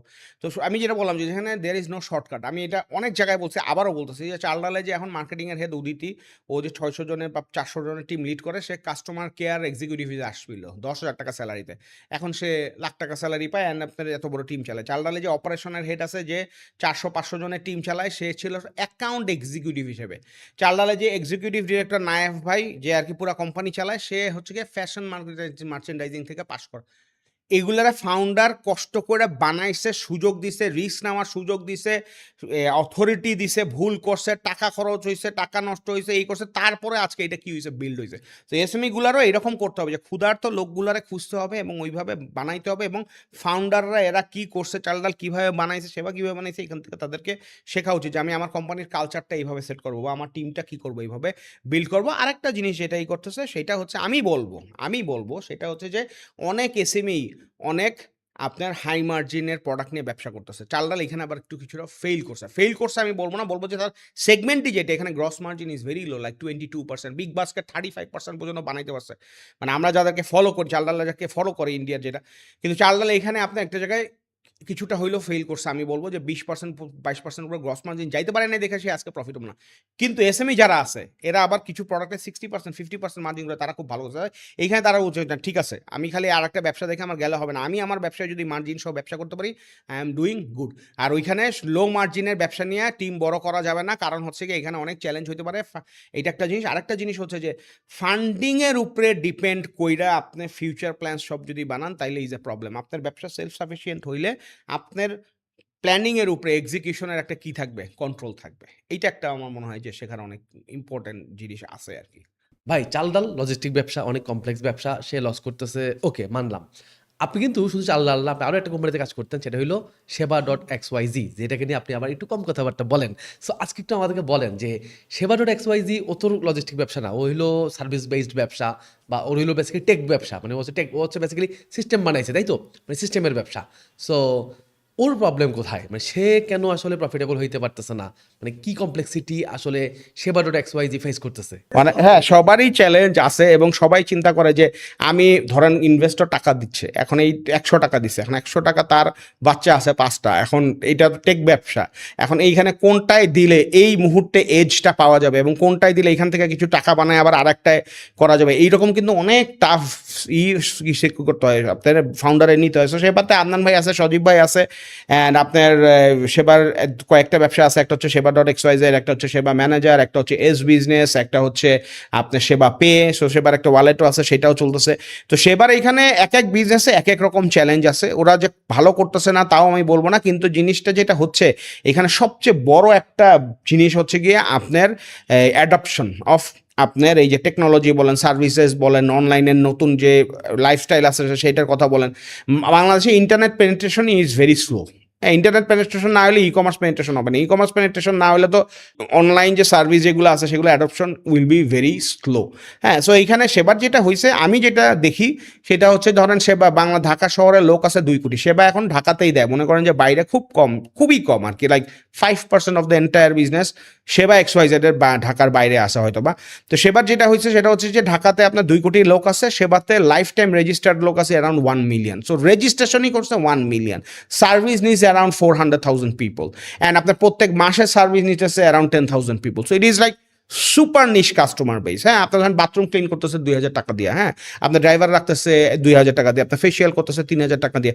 অনেক ক্ষেত্রে অন্যান্য অনেক ইন্ডিভিজুয়াল সার্ভিস প্রোভাইডার যা আছে তাদের চেয়ে অনেক এফোর্ডেবল, বাট স্টিল এটা একটা খুবই সেগমেন্টেড একটা বিজনেস। সো আমি যেটা বলবো সেটা হচ্ছে যে মাসে যদি 10,000 লোক ব্যবসা করে, আপনার বছরে হয়তো ইউনিক 40,000 পিপল আপনি করতেছে। So it base is actually a bit small যেহেতু আছে, এর জন্যই আপনার মনে করেন যে এখনো হতে পারছে না। এইটা যখনই আপনার ধরেন 1 লাখ ক্রস করে যাবে বা 2 লাখ ক্রস করে যাবে, তখন এই ব্যবসা আবার খুব স্মুথলি কি করবে, রান করা শুরু করবে। এবং এখানে অনেক রকমের চ্যালেঞ্জ আছে ভাই, ফাউন্ডাররা তো অ্যালোন, অনেক রকমের চ্যালেঞ্জ আছে। যেমন ধরেন আপনার সার্ভিস অর্ডার আসুক না আসুক, সব তো সাপ্লাই চেন তো রেডি থাকতে হয়। তো এটা সাপ্লাই চেন হচ্ছে সার্ভিস প্রোভাইডার্স। তো সার্ভিস প্রোভাইডার্সরা রেডি আছে, তখন আবার এক সময় ধরেন অর্ডার ফ্লো করলো, তখন আবার সার্ভিস প্রোভাইডাররা অস্থির হয়ে যেতেছে, তখন আবার তারা এইখান থেকে প্ল্যাটফর্ম থেকে কি চলে যেতেছে। তারপর আবার তারা কি করতেছে, নিজেরাই অন্যান্য কাস্টমার যারা আছে তাদের সাথে করতেছে, তখন আবার যদি আবার এই দিক থেকে অর্ডার আসে তখন এটা আবার এক্সপিরিয়েন্স খারাপ হচ্ছে। সো অনেক কিছু আছে যেটা কি করতে হচ্ছে, ম্যানেজ করতে হইতেছে। সো স্টিল 100% ফিগার আউট যে হয়ে গেছে সেটা আমি বলবো না, বাট অপটিমাইজ হচ্ছে এবং এক এক সময় এক এক লিডার আসতেছে, তারা এসে এখানে এফোর্ট দিচ্ছে, তারা ভ্যালু করতেছে। আমি বলবো যে এটা বেসটা সলিড হচ্ছে, বাট এখনও যে একেবারে খুব স্মুথ চলতে থাকবে এই দিন এখনো আসলে আসে নাই। বাংলাদেশের বেশিরভাগ স্টার্ট আপেরই এইরকমই অবস্থা, কিন্তু আমরা আশা করি যে ভালো হবে, কারণ এরা যদি সাকসেসফুল না হয় তাহলে আমাদের জন্য ব্যাড নিউজ। ফিউচারে তো মানুষ কি পাবে না, ইন্সপিরেশন পাবে না, এই আর কি। এবং ভুল যেগুলো করতেছে সেগুলো থেকে শিক্ষা নেওয়াটাও কি জরুরি। হ্যাঁ, আমরা অনেকে বলে যে ভাই এত কইরা লাভ কি, এইটা কইরা লাভ কি। আমি বললাম যে ভাই এরা যদি নাই করতো, 550 কোটি টাকা চাল ডাল খরচই না করতো, সেবার 200 কোটি টাকা খরচই নাই করতো, ভুলই না করতো, ইন্ডাস্ট্রিতে এইসব ট্যালেন্টরা কাজ করার সুযোগ পাইতো না। আর আমার মতো লোক ওইখান থেকে আইসা মুখস্থ ব্র করে বলতেই পারতো না যে এই জিনিস এটা, বিকজ আমরা করছি এই স্টার্ট আপগুলোর জন্য আমরা সুযোগটা কি পাইছি। সো তারা যে ভুল করছে এইটাও একটা অনেক বড় ব্লেসিংস, যে এইখান থেকে শিক্ষা নিয়ে অন্যরা কি করতে পারে, তারা নিজেদেরকে সেভ করতে পারে। ভাই আমরা তো সাধারণত ব্যবসাপাতি করি প্রফিটের উদ্দেশ্যে, মানে ঘরে টাকা ঢুকবে, মানে এটাই তো বেসিক্যালি দিন শেষে মোটিভেশন। সো যেই ফাউন্ডাররা আসলে বার্ন করে ব্যবসাপাতি করতেছে বা লস দিয়ে ব্যবসাপাতি করতেছে, এদের দিন শেষে আলটিমেট মোটিভেশনটা আসলে কি? বার্নিং জিনিসটা অনেক সময় এরকমই হয় যে আপনি ধরেন একটা মার্কেট পুরো সেট হয়ে যাবে 10 বছর পর। এখন কি আপনি 10 বছর বসে থাকবেন? অবশ্যই না। আপনি কত আগে আপনি আর্লি মুভার্স হইতেছেন, ফাস্ট মুভার্স হইতেছেন, সেটার উপরেও কিন্তু আপনার ফিউচার কি ডিপেন্ড করে। তো ফাউন্ডাররা যখন এসে বিল্ড করে ভাই, তারা তো একটা প্রবলেম কি করতেছে, সলভ করতেছে, যেটা অন্য কেউ কি করে না, সলভ করে না। তো তখন তারা চিন্তা করে যে ভাই আমি যে বানাচ্ছি এই জিনিসটা, ইঞ্জিন তো বানাইতে আমার কিছু কি হবে, খরচ হবে। এবং ভাই সত্যি কথা বলতে এইসব অনেক যারা আসলেই ট্রু ফাউন্ডার, তারা তো আসলে নিজে টাকা লয়া ভাগবে এই চিন্তা করে না। তারা চিন্তা করে যে কেমন বিল্ড করবে। তার কত হচ্ছে যে কষ্ট তো হবেই, বাই ডিফল্ট কষ্ট সেখানে থাকবেই। তাদের মোটিভেশন হচ্ছে যে তাদের মধ্যে ক্ষুধা, তাদের মোটিভেশন হচ্ছে তারা পাগল, যে তারা কিছু একটা বিল্ড করতে চায়, তারা নেশনের জন্য কিছু একটা রাখতে চায়, তারা মনে করতে চায় যে এই প্রবলেমটা আমি সলভ করবো। এইসব পাগল বা এইসব যারা এই যে মোটিভেশন যাদের যা আছে, এগুলো যদি না থাকতো তাহলে আমরা অথর্ব হয়ে যেতাম, সোজা কথা যেটা। কিছু আমি বলবো যে যারা আসলে যাই না শুই না চ্যালেঞ্জ নিতেছে, তাদের জন্য বার্ন করাটা অনেক ক্ষেত্রে আমাদের জন্য ব্লেসিংসও। তাদের জন্য যেটা হইলো, তাদেরই হচ্ছে যে তাদের লিমিট অনুযায়ী ব্যাংক বলে না যে cut your coat according to your cloth, এইরকমই কিছু একটা ভুলে গেছি পকেটে। মানে সোজা কথা হচ্ছে যে খুবই হাস্যকর, এটা খুব মনে পড়তেছে না আবার, কিন্তু সোজা কথা হচ্ছে যে আপনার বুঝতে হবে যে আপনার ব্যাংকে কত টাকা আছে, আপনার পাইপলাইনে কত ফান্ডিং আছে, সেই ফান্ডিং দিয়ে আপনি আসলে ব্যবসাটারে এইভাবে যদি যান তাহলে কতখানি আগাইতে পারবেন, সেইটা বুঝে আপনাকে খরচ করতে হবে বা ইনভেস্ট করতে হবে। নট নেসেসারি যে এভরি খরচ ইজ আ বার্ন, এভরি খরচ can be investment as well, এবং ইনভেস্টমেন্ট সবসময় আপনার কি হয়, জরুরি হয়, বাট ব্যালেন্সটা আপনাকে বুঝতে হবে। অ্যান্ড অবভিয়াসলি ফেইল হবেই, ওয়ার্ল্ড ওয়াইডই আপনার 2 থেকে 3% হয়তো বা কী করে সাস্টেইন করে। সো এটা তো জানা জিনিস, সো এখানে ঘাবড়ানোর কিছু নাই, এই আর কি। ভাই আপনি তো 130টা ক্লায়েন্টকে ওয়ান টু ওয়ান মেন্টরিং করছেন, সো তারা তো বেসিক্যালি কোনো না কোনো প্রবলেম সলভ করার জন্য আপনার কাছে আসছে। ভাই আমাকে একটু বলেন, মানে দিন শেষে এদের আসলে কমন প্রবলেমগুলো কি, মানে কোথায় কোথায় তারা প্রবলেম ফেস করে। সো আমরা এই প্রবলেমগুলো কি জানতে পারলে আমরা এটাও বুঝতে পারবো যে আমাদের বাদ বাকি ফাউন্ডারদেরও প্রবলেমগুলো আসলে কি, বা তাদের কোথায় কাজ করা উচিত। এদের মেইন যেটা সমস্যা দেখলাম, আসলে 130 কাউন্টটা হয়তো কম বেশি হইতে পারে, সেটা ঠিক আছে, ওইটাই না মেইন। আমি যেটা দেখছি সেটা হচ্ছে, আমি কিন্তু এখানে একটা মোটামুটি ভালো একটা ফিল্টার দিছি যে এইটা খুব একটা চিপ না। হ্যাঁ, আমি এই 130 দিছি, তো আমি মনে হয় গত 10 বছরে 1000 ফাউন্ডারে ফ্রি দিছি, মানে ফ্রি দিছি, কথাবার্তা বলছি, যখন চাইছে এই করছে, নিজের পকেটে খাওয়াইছি, পড়াইছি, আদর করে দিছি, হ্যাঁ, ফোনে কথা বলছি, ইয়েও করছি। কিন্তু আমি যেটা একটা জিনিস দেখছি যে এর মধ্যে মানুষ, বাংলাদেশে একটা প্রবলেম যেটা হয়ে যেতেছে, যে বলে না যে মানে প্রপার জায়গায় টাইম অ্যান্ড ভ্যালুটা দিতে হবে, মানে একটা ফিল্টার দিয়ে দেওয়া উচিত। গণহারে যদি আপনি মানুষের সেবা করতে যান তাহলে you will be in trouble. So আমি এইবার যেটা করছি সেটা হচ্ছে যে আমি একটা নির্দিষ্ট ফিল্টার দিয়ে দিছি, যে যারা 20 লাখ থেকে 1 কোটি টাকার মধ্যে আটকায় গেছেন, বা 2-3 কোটি টাকা আটকে 5-4-10 কোটি টাকা করতে চাচ্ছেন, বড় হতে চাচ্ছেন, টিম আছে 15 জন 20 জনের, তারাই আমার কাছে আসেন, এইটা আমি বলে দিছি। এবং এখানে একটা মোটামুটি চার্জও রাখছি টুকটাক। এটা সবাই এফোর্ড করতে পারবে না, যে চাইলে আর আইসে পড়লো সেই রকম কেউ না। সো এর জন্য আমি ইচ্ছে করে ফিল্টার করে দিছি, যাতে ওই রকম আসে, এবং প্রবলেমগুলো আমি যেই রকম এক্সপেক্ট করতেছি সেই রকমই প্রবলেম। যে ভাই আমি এখন ওই যে বলতেছে যে আমার 2 কোটি টাকা সেল, কিন্তু আমার 1 কোটি টাকা মার্কেটিং খরচ, বা 80 লাখ টাকা মার্কেটিং খরচ should have been like 15-20% maximum. সেখানে আপনার 50%-60% মার্কেটিং খরচ করতেছে। এইখানে আবার যেটা হচ্ছে সেটা হচ্ছে, কারণ কি, সে ডিপেন্ডেন্ট হলে হেভিলি ফেসবুকের উপরে ডিপেন্ডেন্ট। এখন ফেসবুকের উপরে ডিপেন্ডেন্ট হলে ফেসবুকে যত আপনি দিবেন, হতো আপনার ঘরের উপরে তত কি করবে, চাপবে। ফেসবুক আন্ডারস্ট্যান্ড যে প্রত্যেকটা ট্রাফিক কোন চ্যানেল থেকে আসতেছে, কি সোর্সের মাধ্যমে আসতেছে, আপনার ওয়েবসাইটে জানে। সে দেখতেছে যে আপনি ফুললি ফেসবুকের ডিপেন্ডেন্ট, সে তো ইচ্ছা করে আপনারা কি করবে, সাক করবে যে লেভারেজ করতে। এবং সে জানে যে আপনি অ্যাড ম্যানেজারে যায় কত বারবার অ্যাগ্রেসিভলি কি করতেছেন, অর্ডার চেক করার জন্য রিফ্রেশ দিতেছেন। যত বেশি রিফ্রেশ দিবেন তখন হয়তো যে আবার সিপার একটু কমাই দিবে, যে একটু মাথা ঠান্ডা করি, না হলে আবার ড্রপ অফ করবে, আমার স্পেন্ডিং কমাই দিবে। আবার যখন আপনার দেখতেছে যে আপনার অ্যাড ম্যানেজারে ঢুকতেছেন না, সব কিছু স্মুথ, তাহলে সিপার একটু বাড়ানো যায়। This things are happening. এবং সবার ক্ষেত্রে এই জিনিস হয়েছে, সেটা হচ্ছে যে তারা মার্কেটারের কাছে গেছে, মার্কেটার তাদেরকে সেল আইনা দিছে, সে মনে করছে ভাই একটা কিছু বুঝি না, আমি যেটা বলছি এটাতে অনেক অসন্তুষ্ট হয়েছে, but this is the fact. সে মনে করে যে আমি 5 টাকা দিয়ে আনছি, 3 টাকা খরচ, 10 টাকা বিক্রি করবো, 2 টাকা লাভ, 1 টাকা স্যালারি, 1 টাকা আমার পকেটে, এইভাবে চিন্তা করো। বা দিস ইজ নট বিজনেস। তারা যেটা করছে, তার ইন্টারনাল কোনো টিম বিল্ড করে নাই, তার নিজের কোনো নলেজ নাই, সে একজন মার্কেটারের উপরে দিচ্ছে, মার্কেটার সিপিআর 2.5 দিলেও সে খুশি, 2 দিলেও খুশি, কারণ তার মার্জিন হলে গিয়ে $5। সো এইভাবে করে বাড়ায় গেছে। কিন্তু এখন যখনই আসছে মার্কেটারের সাথে মারামারি কাটাকাটি কিছু কইরাই কিছু হচ্ছে না, তখন তারা চিন্তা করছে হ্যাঁ আমার তো আর কোনো কি নাই, ওয়ে নাই। তখন তারা আটকায় গেছে যে এখন তো আমি কি করতেছি, আমার মার্কেটিংয়ের টিমও নাই, এজেন্সিও দিতে পারতেছে না, আমি তো লসে যাইতেছি, অ্যাড বন্ধ করে বসে আছি, এইরকম অবস্থা। তখন তারা আসতেছে যে ভাইয়া তাহলে আর কি করা যায়। এবং খুবই হাস্যকর বা খুবই স্যাড থিং যেটা, মানে এটা লার্নিং, আমি হাস্যকর কথাটা আমি উঠায় নিচ্ছি, বলা উচিত যে খুবই মানে দুঃখজনক এবং খুবই অ্যালার্মিং যেটা, সেটা হচ্ছে যেটা মানে আমার কাছে মনে হয়েছে সেটা হচ্ছে যে এক একজনের 50,000, 60,000, 1 লাখ, 2 লাখ, 3 লাখ, 6 লাখ পর্যন্ত কাস্টমার আছে, বাট স্টিল তারা ধুমায় অ্যাকুইজিশন করে দিচ্ছে। মানে নতুন কাস্টমার ছাড়া কিচ্ছু বুঝতেছে না, এক্সিস্টিং কাস্টমাররা যে কি করবে, কে আছে ওই কাস্টমার যে ওই ব্র্যান্ডের নাম ভুইলা মুইচা গেছে গা, ফোন করলেও যে চিনে না, তাতে তাদের কোনো রিয়েলাইজেশন নেই, তার মাথায় এটাই নেই যে আমার এক্সিস্টিং যে আছে। যেমন আমি সেই দিন একটা আমার যে ইন্টারেক্টিভ কেসে business growth and blue print নিয়ে একটা যেটা করলাম, সেখানে ফার্স্টেই আসছে আপনার 45 জন 48 জনের মতো ফাউন্ডার আসছে। আমি হিসাব করে দেখলাম যে ওদের ওইখানে ওই রুমের মধ্যেই 30 লাখ কাস্টমার আছে, মানে ওদের সবার মিলে 30 লাখ আছে। আমি বাদ দিলাম যে 30 লাখ বাদ দেন, 20 লাখ হয়তো ইউনিক কাস্টমার আছে। তো যদি $2 করেও সিপিআর ধরি, তাহলে এরা $40 লাখ কি করছে, খরচ করছে। ইটস লাইক 50 করোড় টাকা তারা খরচ করে কাস্টমার আছে, কিন্তু স্টিল তাদের মধ্যে কোনো কোলাবোরেশন নাই। যে যার মতো ব্যবসা করতেছে, নিজের মধ্যে কোনো কোলাবোরেশন নাই। তারা যে এক ব্যবসা দিয়ে আরেক ব্যবসার হেল্প করবে, এক কাস্টমার বেস দিয়ে যে আরেক কাস্টমার বেসের মধ্যে আপনার কি করা যায়, এই কোলাবোরেশন করে লেভারেজ করা যায়, সেগুলোর কোনো চিন্তা ভাবনা তাদের মধ্যে নাই। সো তারা নিয়ে আসছে সোজা কথা, ভাই আমি ফেসবুকের উপর ডিপেন্ডেন্স, আমি পারি না, আমার যে মার্কেটার আছে সে অন্য কিছু পারে না, এখন আমি কি করব, কিভাবে করব। অ্যান্ড কথা হচ্ছে আমি এটারে বড় করতে পারতেছি না, আমার 3 কোটি টাকার ব্যবসা আটকে গেছে, আমি 10 কোটি টাকা করতে চাই। হ্যাঁ, এই জিনিসগুলাই হচ্ছে গিয়ে তাদের মেইন একটা প্রবলেম। অ্যান্ড তারপর একটা জিনিস হচ্ছে যে ভাইয়া আপনি সব দেখাই দিয়েছেন, খুব খুশি, কিন্তু এখন এটা এক্সিকিউট কে করবে, লোক দেন। সবার সবচেয়ে বড় জিনিস হচ্ছে যে লোক দেন। এখন যদি আমি একটা এজেন্সি থাকতো যে খালি এই যে পারফরমেন্স মার্কেটার অ্যান্ড আপনার ডিজিটাল অন্যান্য যে 8-10টা মার্কেটিং চ্যানেল আছে, সে গ্রোথ মার্কেটার যাকে বলে আর কি, সেগুলো চালাইতে পারবে, তাইলে আমি ধুমায় ব্যবসা করতে পারতাম। প্রতিটা ফাউন্ডারের একটাই কথা, ভাইয়া লোক দেন। আমি বলি যে কিসের লোক, বলে ভাই কাজ করতে পারে লোক দেন। আমরা যেখানে পারি সেখানে কি, যে কাজ করতে আগ্রহী, হার্ড ওয়ার্কিং, সুপার এনার্জেটিক, তারে দেন। আমি যেখানে ফিট হয় সে তারাই রাখবো, মানে তার মধ্যে এত রিসোর্সের অভাব তার কোম্পানির ভিতরে, সে founder has become single point of ফেইলার্স।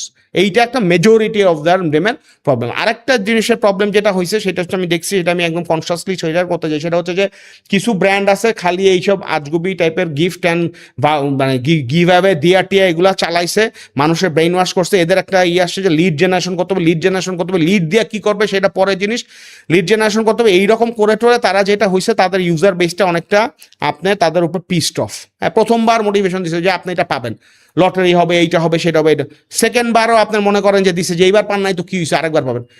এইরকম করতে করতে তারা একটা জায়গায় গিয়ে ব্যাকল্যাশ খাইতেছে। এমন লোকও আছে যে বলতেছে ভাই এই 30%-এর বেশি বকা দেয় না। তো 30% একটা কমপ্লেন একটা ব্র্যান্ডের তো মানে মাথা নষ্ট, মানে ইট ইজ লাইক আপনি গুণা করতেছেন, সোজা কথা যেটা। 2% 5% থাকতে পারে, কিন্তু 30%। এবং তারা রিয়েলাইজও করতেছে না যে তারা নিজের পায়ে কি করতেছে, নিজে কোপ দিতেছে। এবং আরও একটা বিজনেস মানে এই সেগমেন্ট আছে, আসলে অনেক কিছুই আছে বলতেছে। সেটা হচ্ছে যে এক লোক আসতেছে, তা সে বলতেছে যে ভাইয়া আমি ব্যবসা করতেছি কিন্তু আমি খুবই ডিসস্যাটিসফাইড। আমি বলি যে কি ব্যবসা, বলে যে আমি 30 লাখ টাকার প্রোডাক্ট আনি, 50 লাখ টাকা মার্কেটিংয়ে খরচ করি, আমার আপনার 10-15 লাখ টাকা থাকে। আমি বলি যে আপনার তো এই রুমে যারা আছে অনেকের চেয়ে অনেক বড় লোক, কারণ আপনি 10-15 লাখ টাকা লাভ করতেছেন, কিন্তু আপনি খুশি না কেন? বলে যে এই যে ভাইয়া এই একটা টার্ম শিখছে, উইনিং প্রোডাক্ট।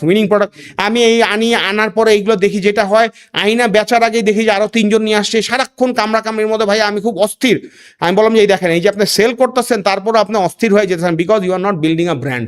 আপনি কমোডিটি ব্যবসা আসছে এবং আপনি এটা কোনো ব্যবসায়ী না, এটা আপনি টাকা বানাইতেছেন, কোনো সন্দেহ নাই, কিন্তু আপনার এখন হাই টাইম হলো যে টাকা বানাইছেন এটা দিয়ে আপনি একটা ব্র্যান্ড বিজনেস করেন, এবং আপনি এই লোকগুলোর ক্ষতি করতেছেন। এই যে অন্য যারা আছে এখানে 30 লাখ টাকার প্রোডাক্টে 50 লাখ টাকা সে মার্কেটিংয়ে খরচ করতেছে, এর জন্যই তো অন্যদের সিপিআর কি হইতেছে, বাড়তেছে। কিন্তু উনি চিন্তা করতেছে ভাই আমার তো সিওজিএস হইল 20%, তাহলে আমার তো কোনো সমস্যা নেই, 80% আমার মার্জিন, নাহলে আমি এইভাবেই চালাই যাই।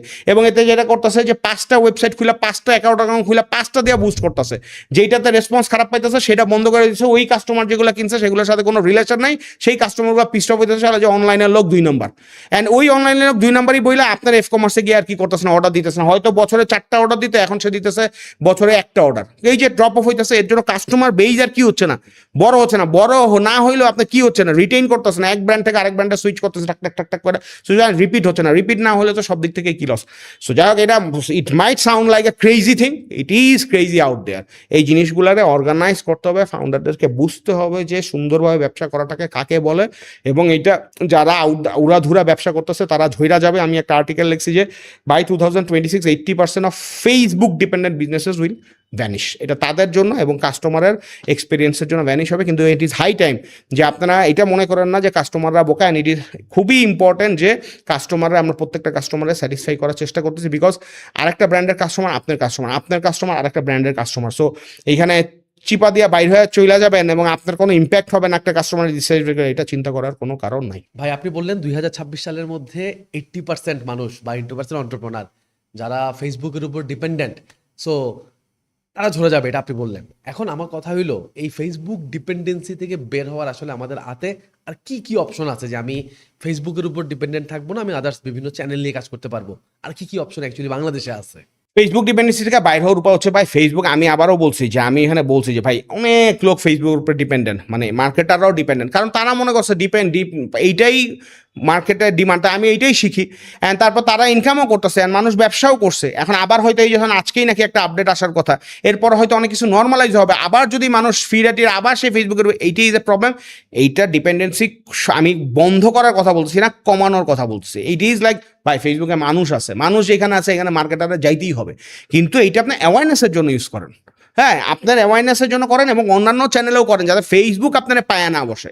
আপনার সাথে কোনো প্রবলেম নেই, আমার মার্কেটারদের সাথে problem problem is with Facebook, যে আপনারা যে চিবাই আছে ইচ্ছা মতো, ওই চিবানের অংশ আমিও পড়তেছি, আপনি যত চিপানি খাইতেছেন আমারও চিপার মধ্যে আপনি ফালাইতেছেন। সো এইটা যেটা করতে হবে, ডিসেন্ট্রালাইজ হইতে হবে, এবং আমরা যদি রেভলিউশন শুরু না করি, অন্যান্য চ্যানেল যদি চালু না করি, মানুষ কিন্তু চ্যানেলও অবসলেট হয়ে যেতেছে। একটা চ্যানেলে মানুষজন যদি ইউটিলাইজ না করে এবং এখানে যদি অন্যান্য ব্যবসারা আপনার মানে না করে, মার্কেটিং না করে, তাহলে কিন্তু কনজিউমাররাও মনে করতেছে যে না এইটা আসলে মনে হয় না, ইট ইজ ডেড, এবং ওইখান থেকে কনভার্সন আস্তে আস্তে কী হয়ে যায়।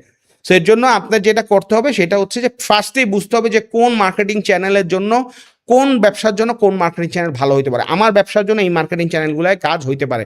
তাইলে আমার কি করতে হবে, অডিয়েন্স সেগমেন্টেশন ওইভাবে বাইক করতে হবে, আমার কাস্টমার বেস যে আছে ওইখানে আমি কাস্টমার প্রোফাইলিং ঠিক মতো করতে হবে, তার ইমেল অ্যাড্রেসগুলো কালেক্ট করতে হবে, তার হোয়াটসঅ্যাপ আছে কিনা সেইটা প্রোফাইল করতে হবে, সে লিঙ্কডিনে আছে কিনা সেইটা প্রোফাইলিং করতে হবে। এইভাবে যখন আপনি সিআরএমটা স্ট্রং করে ফেলাবেন এবং আপনার মাল্টি চ্যানেল করবেন, তখন সব দিক থেকে লাভ হবে, সিপিআরও কমতে থাকবে। কারণ কি, মনে করেন আপনি খালি ফেসবুকে দেখতেছেন, অনেক লোক আছে সারাদিন ফেসবুকে দেখেন, তার ইমেইলে না আসা পর্যন্ত সে কিনবেই না, বিকজ তার ট্রাস্ট বাড়তেছে না যে এই ব্যবসাটা আমি ট্রাস্ট করবো। 50,000 টাকার এসি আমি ইমেইলে পাইলে আমি কিনবো। আরেকজন আছে সারাদিন SMS আস্তে আস্তে দেখতেছেন, আর কিছু লোক আছে যে SMS এ পাইলে সে কি করবে, SMS থেকে হয়তো কি হবে, কনভার্টেড হবে। আচ্ছা, SMS না পাইলে হোয়াটসঅ্যাপে পাইলে সেই হবে যে হ্যাঁ হোয়াটসঅ্যাপে একটা নয়েজ ফ্রি ভাবে পাইছি। যেমন দেখেন আমার পাবলিকলি আমি আমার হোয়াটসঅ্যাপ নাম্বার ফেসবুকে দিয়ে দিছি, এটার কারণটা কি, মানে অনেক জ্বালাবে কিন্তু আসলে জ্বালাচ্ছে না, কারণ ওইটা দেখে যে দিবে এই ধৈর্য মানুষ অনেক, যার নাই তা আমি খুশি। সে আমার এই মেসেঞ্জারে ইনবক্স করলে আমি ডিসকারেজ করি যে ভাই আমি মেসেঞ্জারে অ্যাক্টিভ না, হোয়াটসঅ্যাপে পাঠাতে এফোর্ট।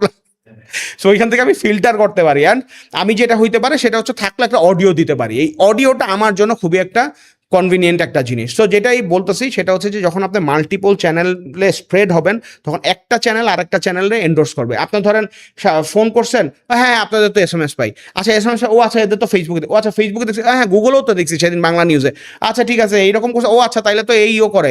ভাইবারও দেখি মাঝে মাঝে কি করতেছে মেসেজ, ও আচ্ছা এইটা আচ্ছা ঠিক আছে, ভয়েস ব্লাস্ট পাঠাইছে যে এক চাপুন কিনতে এক চাপুন। এই যে ডাইনামিকিজম, তখন ওই ব্র্যান্ডটার ভিজিবিলিটিটাও বাড়ে, কাস্টমারের মাথায়ও ট্রাস্টটাও বাড়ে, এবং আপনার আস্তে আস্তে ফেসবুকের উপর থেকে ডিপেন্ডেন্সিটাও কি কমে। গুগল এত সুন্দর একটা জিনিস, ইউটিউব এত সুন্দর একটা জিনিস, এইগুলো আপনি পুরোপুরি ইউটিলাইজ না করলে you are losing every day and every.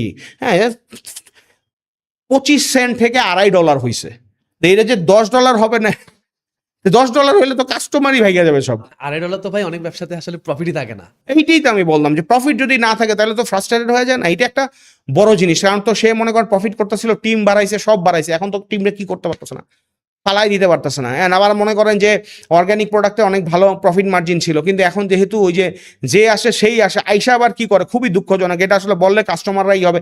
সেটা হচ্ছে যে এমন হয় যে একটা ফাউন্ডার বেশি দামে, মানে একটা ব্র্যান্ড ভালো বেশি দামে বেচতেছে, ওই মালিকের আরেকটা ব্র্যান্ড আছে, সে আইসা বলতেছে যে আমাদের উৎপাদন খরচ কম, এর জন্য আমরা বেশি রাখি না, আপনি আমাদের কাছ থেকে নেন। সে মনে করতেছে কাস্টমারের, সে খুব চালাক কইরা দুইটা ব্র্যান্ডে, একটা 800 টাকার উপরে বেচতেছে আর একটা 600 টাকার নিচে বেচতেছে, কিন্তু কাস্টমার তো 100 এটা ঠিকই বুঝবে, তারপরে সে এই দুইটার একটা থেকেও না গিয়ে আরেক জায়গায় কি চলে যাবে। এই তো এইসব থিংস আর হ্যাপেনিং।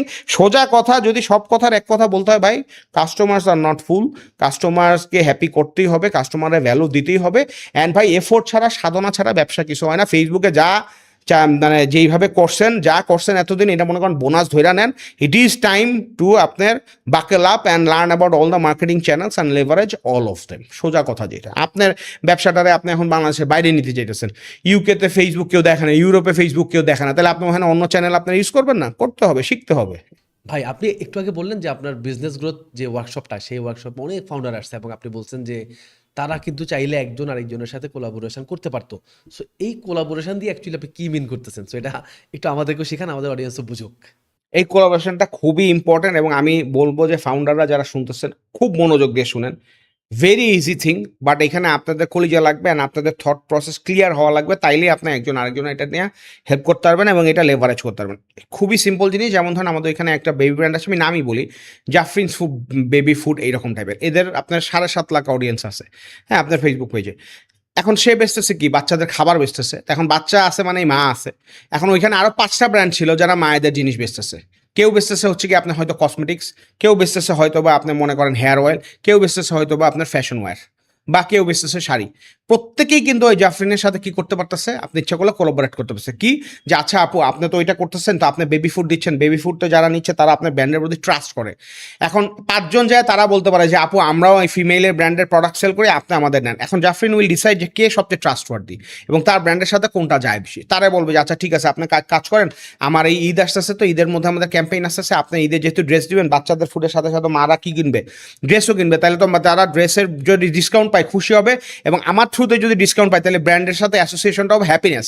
তাই ধরেন একজন একটা অ্যাপু আছে যে আর কি আপনি মনে করেন যে ঈদের ড্রেস সেল করতেছে, সে 10,000 ভাউচার বানায় জাফরিনের জন্য বানিয়ে দিল, যে 20% ডিসকাউন্ট ফর জাফরিনস বেবি ফুডের যে কাস্টমার আছে তাদের জন্য। সো ওইখানে দিয়ে দিল, এবং সে কি করলো, সে বললো যে আপু খালি হাই ভ্যালু কাস্টমারকে দিন। সো কি করলো, তার কুরিয়ারের যে লোক আছে তাকে বলে দিল যে 3,000-এর উপরে যতগুলো অর্ডার হবে সবগুলোর মধ্যে একটা করে ভাউচার দিয়ে দিবা 20% ডিসকাউন্টের। এখন 3,000 বাসায় আপনি মনে করেন 4-5 হাজার বাসায় চলে গেল এক মাসের মধ্যে, কথা বা 10,000 বাসায় চলে গেল, 10,000 বাসায় কিন্তু এই ব্র্যান্ডের কি ভাউচারটা পেয়ে গেল। সে চিন্তা করলো যে আচ্ছা জাফরিন আপু এই ব্র্যান্ডের সাথে দিছে, তার মানে এই ব্র্যান্ডটা ভালো, আচ্ছা ঠিক আছে এখান থেকে আমি কি করি, রেডিম করি। 5% যদি কনভার্ট হয় তাহলে কিন্তু ভাউচারের এগেনস্ট এটা কিছুই না, সে এতগুলো হাউস হোল্ডে সে ট্রাস্টের একটা মাইলেজ পেয়ে গেল। জাফরিনের কি হলো, সে হলো যে তার কাস্টমারকেও খুশি থাকলো যে আমি প্রোডাক্ট কিনছে হইলো গিয়া কথার কথা যে 3,000 টাকার, এর মধ্যে আবার আমি 500 টাকার একটা ভাউচারও কি পেয়ে গেছি, বা 10% পাইলে আমি 10,000 টাকার কিনলে 1,000 টাকার ভাউচার পেয়ে গেছি। তো এটা কিন্তু একটা গ্রেট কি ভ্যালু। এইভাবে জাস্ট চিন্তা করেন, এখন সে যদি এইরকম 5টা ব্র্যান্ডের সাথে করে, 5টা ব্র্যান্ড যদি তাকে 5,000 করে ভাউচার দেয়, এবং সে যদি 5টা করে ভাউচার একটা প্রোডাক্টের সাথে দেয়, দেখা যাবে যে প্রোডাক্ট কিনছে 1,000 টাকার, কিন্তু সে ভাউচার পাইছে 3,000 টাকার। তার জন্য একটা এক্সট্রিম পর্যায়ের ভ্যালু প্রপোজিশন। সো এইভাবে ফাউন্ডাররা যেটা আছে সেটা হচ্ছে ক্ষুধা থাকতে হবে, এবং কি যে কোনো সেমিনারে যান বা নেটওয়ার্কিং সেশনে যান, যায় একজন আরেকজনের সাথে কথা বলতে হবে, কীভাবে কোলাবোরেট করবেন সেইটা করবেন। অবভিয়াসলি 10 জনের সাথে কথা বলে 10 জনের সাথে আপনার কাজ হবে না, 1-2 জনের সাথে কাজ হবে, ওইটাই আপনার কী করতে হবে। তো ফাউন্ডারদেরকে এখন কনভার্সনটা এখানে কখন বেশি হবে, যখন একটা ফাউন্ডারের ব্র্যান্ডিং থাকবে এবং সে আরেকটা ফাউন্ডারের কাছে বললে সেইটার কী করতে পারবে না, মিনস মানে করতে পারবে না যে না ঠিক আছে এই ভাইয়া বলছে, এই ভাইয়া এত প্রবলেম, ঠিক আছে আমি করি। এই জায়গায় হইল গিয়া ফাউন্ডারের কাজগুলা, যে সে একটা শর্ট সার্কিট করলো এবং 5,000 ঘরে তার কি জিনিসপত্র চলে গেল এবং সামনে যায় করলো, এবং আমরা রেফারেল বা ওয়ার্ড অফ মাউথ যেটারে বলে, এটা তো একদম ফিজিক্যালি একটা জিনিস যাচ্ছে। তো এই যে দেখেন আপনি ফেসবুকে ওইটা পুশ করতে পারতেন, কিন্তু ফেসবুকেও পুশ করলেন, সাথে সাথে ওইখানেও দিলেন। তো যখনই ভাউচারটা আপনার তার বাসায় চলে গেল, কাস্টমারের বাসায়, এবং সে ফেসবুকে আপনার অ্যাড দেখলো, তখন কনভার্সনটা বেশি হবে না কম হবে? রাদার দেন সে যদি খালি ফেসবুকে দেখতো তাহলে কনভার্সনটা কি হইতো, কম হইতো। কিন্তু এখন তার কাছে ভাউচার অলরেডি আসে, সে যায় ওই ব্র্যান্ডেরটা দেখে কি। So this is just an example, এটা বললেই হবে না, এটা ইজ এ সাধনা। এইভাবে করে আপনার ব্র্যান্ড একজন আরেকজনের সাথে কোলাবোরেট করতে পারে। এবং this good thing is that যে আমাদের এখানে যে 2টা সেশনে 110টার মতো ফাউন্ডার আসছিল, এদের মধ্যে অনেকেই এখন একজন আরেকজনকে গুদাগুদি করতেছে যে ভাইয়া এইটা করে আসেন, এইটা করি, আপনি মেকআপেরই করতেছেন, আমি হেয়ার অয়েলের করতেছি, তাহলে আমরা এটা যে পুরাপুরি যাচ্ছে, আপনার বাচ্চাটা করতেছেন, আমি তাহলে মাঠটা করতেছি, এটা করেন। আরেকজন বেচতেছে পাঞ্জাবি বেচতেছে, আরেকজন খিমার বা বেচতেছে, তাদের মধ্যে এইগুলা হবে এবং হইতে বাধ্য। এগুলা যত আমরা করব তত আমাদের অ্যাকুইজিশন কস্ট কমবে, কাস্টমারের কস্ট কমবে, এবং একটা ব্র্যান্ডের সাথে আরেকটা ব্র্যান্ডের কোলাবোরেশন বাড়বে, স্ট্রেংথ বাড়বে। তখন এমনও হতে পারে যে তারা 2 ফাউন্ডার মিলে আবার একটা থার্ড বিজনেস কি করতে পারে, শুরু করতে পারে। আমার sky is the limit collaboration is the কি অ্যাট দ্য মোমেন্ট। ভাই যেটা আমরা বুঝলাম সেটা হলো ফেসবুকে তো আসলে আমাদের টাকা ঢালতে হবে, এটার কোনো বিকল্প আসলে আমাদের নাই। বাট এখন প্রশ্ন হইলো, আমি ফেসবুকে টাকা ঢালার পর আমার যেই ক্লায়েন্ট বেস তৈরি হচ্ছে, মানে আমার যে এক্সিস্টিং কাস্টমার, তাকে আমি রিটেইন করাবো কিভাবে, মানে রিটেইন করানোর উপায়গুলো কি অ্যান্ড রিটেইন করানোর পর আমি আমার এই কাস্টমার বেসটাকে আমার লয়াল কাস্টমারে কিভাবে কনভার্ট করবো? আর ফেসবুকে আরেকটা জিনিস যেটা হয় সেটা হচ্ছে যে যখন একটা জিনিস কাজ করা শুরু করে মার্কেটাররা ওইটার উপরে ঢালা শুরু করে, এক্সপেরিমেন্ট কম করে। এতে ফেসবুক আরও বুঝে যে এই তো কমফোর্ট জোনে চলে আসে, কমফোর্ট জোনে আসা যাবে না। এভরি টাইম আপনি you have to do experiments. Facebook অনেক কিছু বলবে এইটা, কিন্তু আপনার করতে হবে আরেকটা, মানে আপনাকে আগে ওই ডেপথ থাকতে হবে, করে চ্যালেঞ্জ করে আপনি দেখবেন যে রেজাল্ট। ফেসবুক তো ফেসবুকের মতো যাবে, ফেসবুক জীবনেও আপনার জন্য যাবে না। ফেসবুক যাবে যে ওর কেমনে সুবিধা হয়, অডিয়েন্সের কামড়াকামড়ি কেমনে কম লাগে, ওর নিয়ম অনুযায়ী করবেন। কিন্তু আপনাকে unit to understand the pulse, and আপনার ওইখানে হ্যাকগুলো আপনার বুঝতে হবে। টাকা খরচ করেন কিন্তু কইটা শিখেন যে কিভাবে ফেসবুকে কাউন্টার কি করা যায়, দেওয়া যায়। এবং ফেসবুকে খরচ করতেই হবে। লিড জেনারেশনের জন্য আপনার ফেসবুক লাগবে, আপনার অ্যাওয়ারনেসের জন্য ফেসবুক লাগবে, সব ঠিক আছে ভাই। কিন্তু ওয়ান্স আপনি এই কাস্টমারটা পেয়ে গেছেন, এইটার উপরে আবার বারবার খরচ করা ফেসবুকে, এটা বোকামি ছাড়া আসলে আর কিছু না। হ্যাঁ, যতটুক লাগবে ভাই ততটুক করতে হবে। আই উড সে যে আপনি 60% ফেসবুকে খরচ করতে পারেন, কারণ এখন লোক আছে। বাকি 20% আপনার গুগলে করেন, বাকি যা আছে ওগুলো আপনি ভাগ করেন। 6টা চ্যানেলে ট্রাই করেন, 6 মাস চালান, তারপর আপনি অটোমেটিক বুঝবেন যে এই 6টা চ্যানেলে লাফালাফি করে লাভ নাই, ফেসবুকের সাথে বাকি আর 2টা চ্যানেল আমার কাজে লাগবে, সেইটা আপনি ইউটিলাইজ করেন। প্রত্যেকটা ব্যবসা is unique, founder is unique, team is unique, margin, profitability margin is unique. So এর জন্য আপনার এক একটা সময় এক একটা চ্যানেলে কী করবে, কাজ করবে। এইটাই স্বাভাবিক। কোনো জোর দিয়া যে এইখানে আমি এই চ্যানেল ইউজ করবই, এটা আসলে হবে না। এখন ভাই আমার এই ফেসবুকের থ্রুতে যে কাস্টমার বেসটা আসবে বা যে অডিয়েন্সটা আসবে, আমি যাদেরকে আসলে রিটেন করানোর চেষ্টা করব, এখন এদেরকে আমি কি ফেসবুকের মাধ্যমেই রিটেন করানোর চেষ্টা করব, নাকি আমি আদার্স অন্য কোনো চ্যানেলের হেল্প নেব? লাইক ধরেন আমি আমার সেলস টিমের হেল্প নিতে পারি, আমি সেলস টিম সেট আপ করতে পারি। সো এরকম কি অপশন অ্যাকচুয়ালি আমাদের হাতে আছে?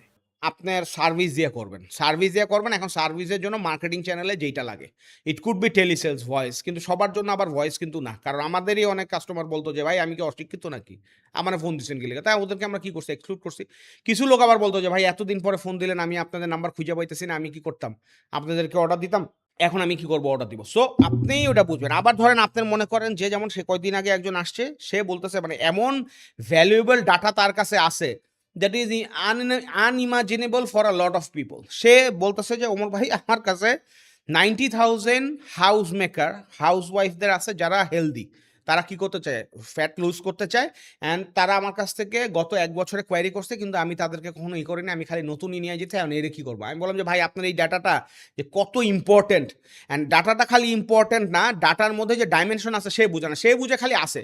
কিন্তু ভাই এর মধ্যে আছে যে এ যখন নক দিছে তখন কি বার ছিল, এ যখন কথা বলছে কতক্ষণ কথা বলছে, হ্যাঁ, এ যখন সার্ভিস নিছে কোন এরিয়ায় সার্ভিস নিছে, এ যতক্ষণ কথা বলছে তার অ্যাকশন পয়েন্টটা মানে ড্রপ অফ জিনিসটা কি ছিল, এইগুলো যদি আপনি ক্যাপচার করতে পারতেন ঠিকমতো ডাটা, তাহলে এখন এখান থেকে আপনি ইচ্ছা মতো বানাইতে পারেন। সো যাই হোক, সে এখন কাজ করতেছে, ওইটা পারবে।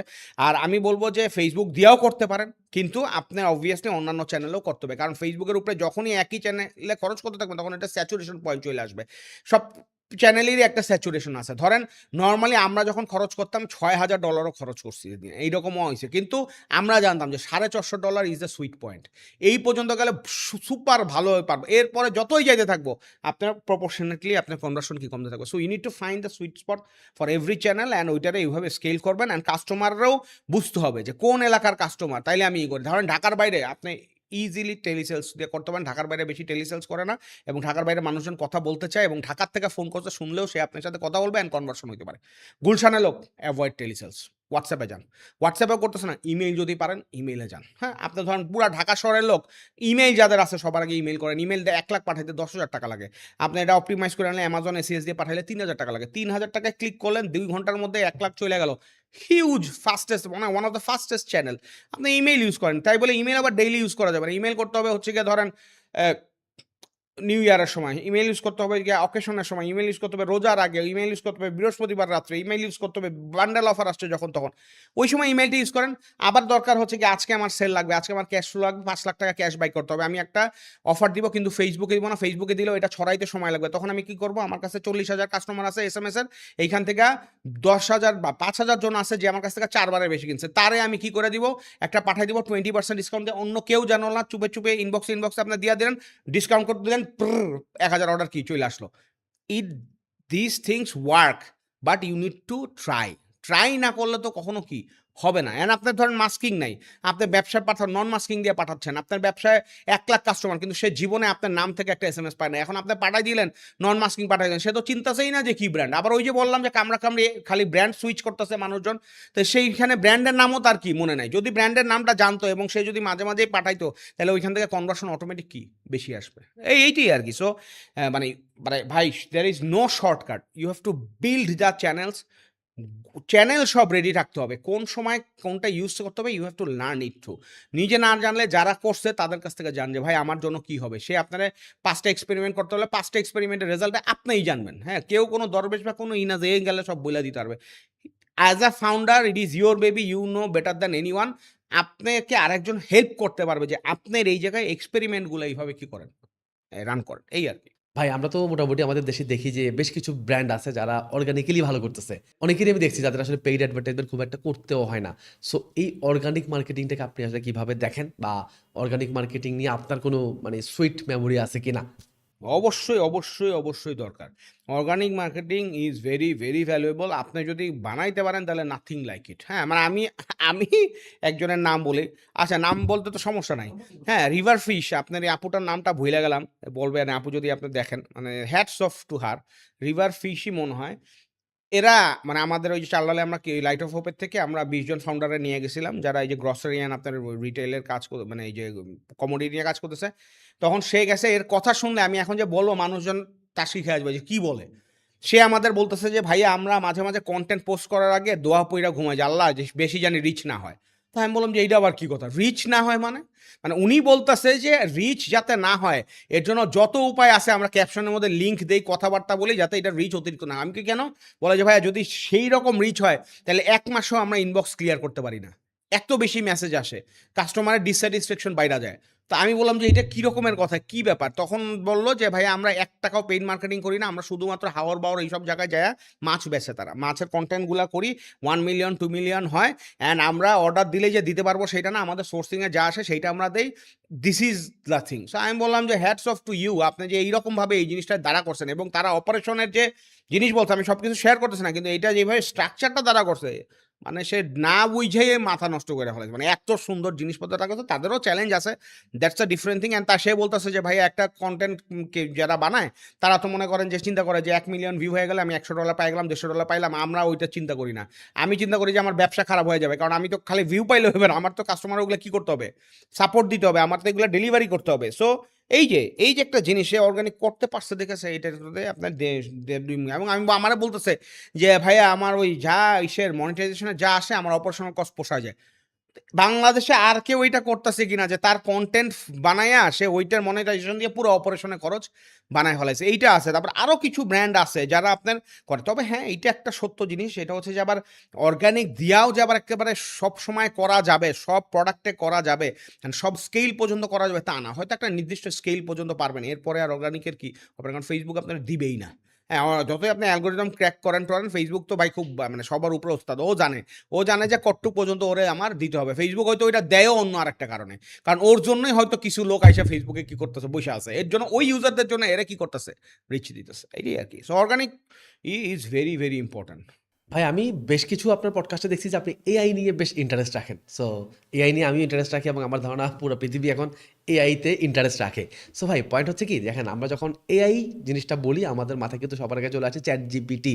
আর চ্যাট জিপিটির দিকে আমরা কী করি, আমরা চ্যাটিং করি, এটা ওটা প্রশ্ন করি, এটা ওটা জানি, টুকটাক প্ল্যানিং করি। বাট অ্যাকচুয়ালি আমি যদি একটু এই চ্যাটিং থেকে বের হয়ে এসে আমি যদি একটু এভাবে আপনার সাথে কথাবার্তা বলি যে ভাই ধরেন আমার একটা বিজনেস আছে, আমি চাই আমার বিজনেস গ্রোথ এনশিওর করতে, আমি চাই আমার বিজনেসের সেলসটা ইনক্রিজ করতে, আমি এআইকে কিভাবে আমার বিজনেসের জন্য ব্যবহার করতে পারি? অনেকভাবেই হেল্প করতে পারে, sky is the limit. But আমি খুবই সিম্পল কিছু জিনিস বলি যেগুলো আমি ইউজ করি, অ্যান্ড অন্যরাও ইউজ করতে পারে, চ্যাট জিপিটি দিয়ে ইউজ করতে পারে অন্যভাবে।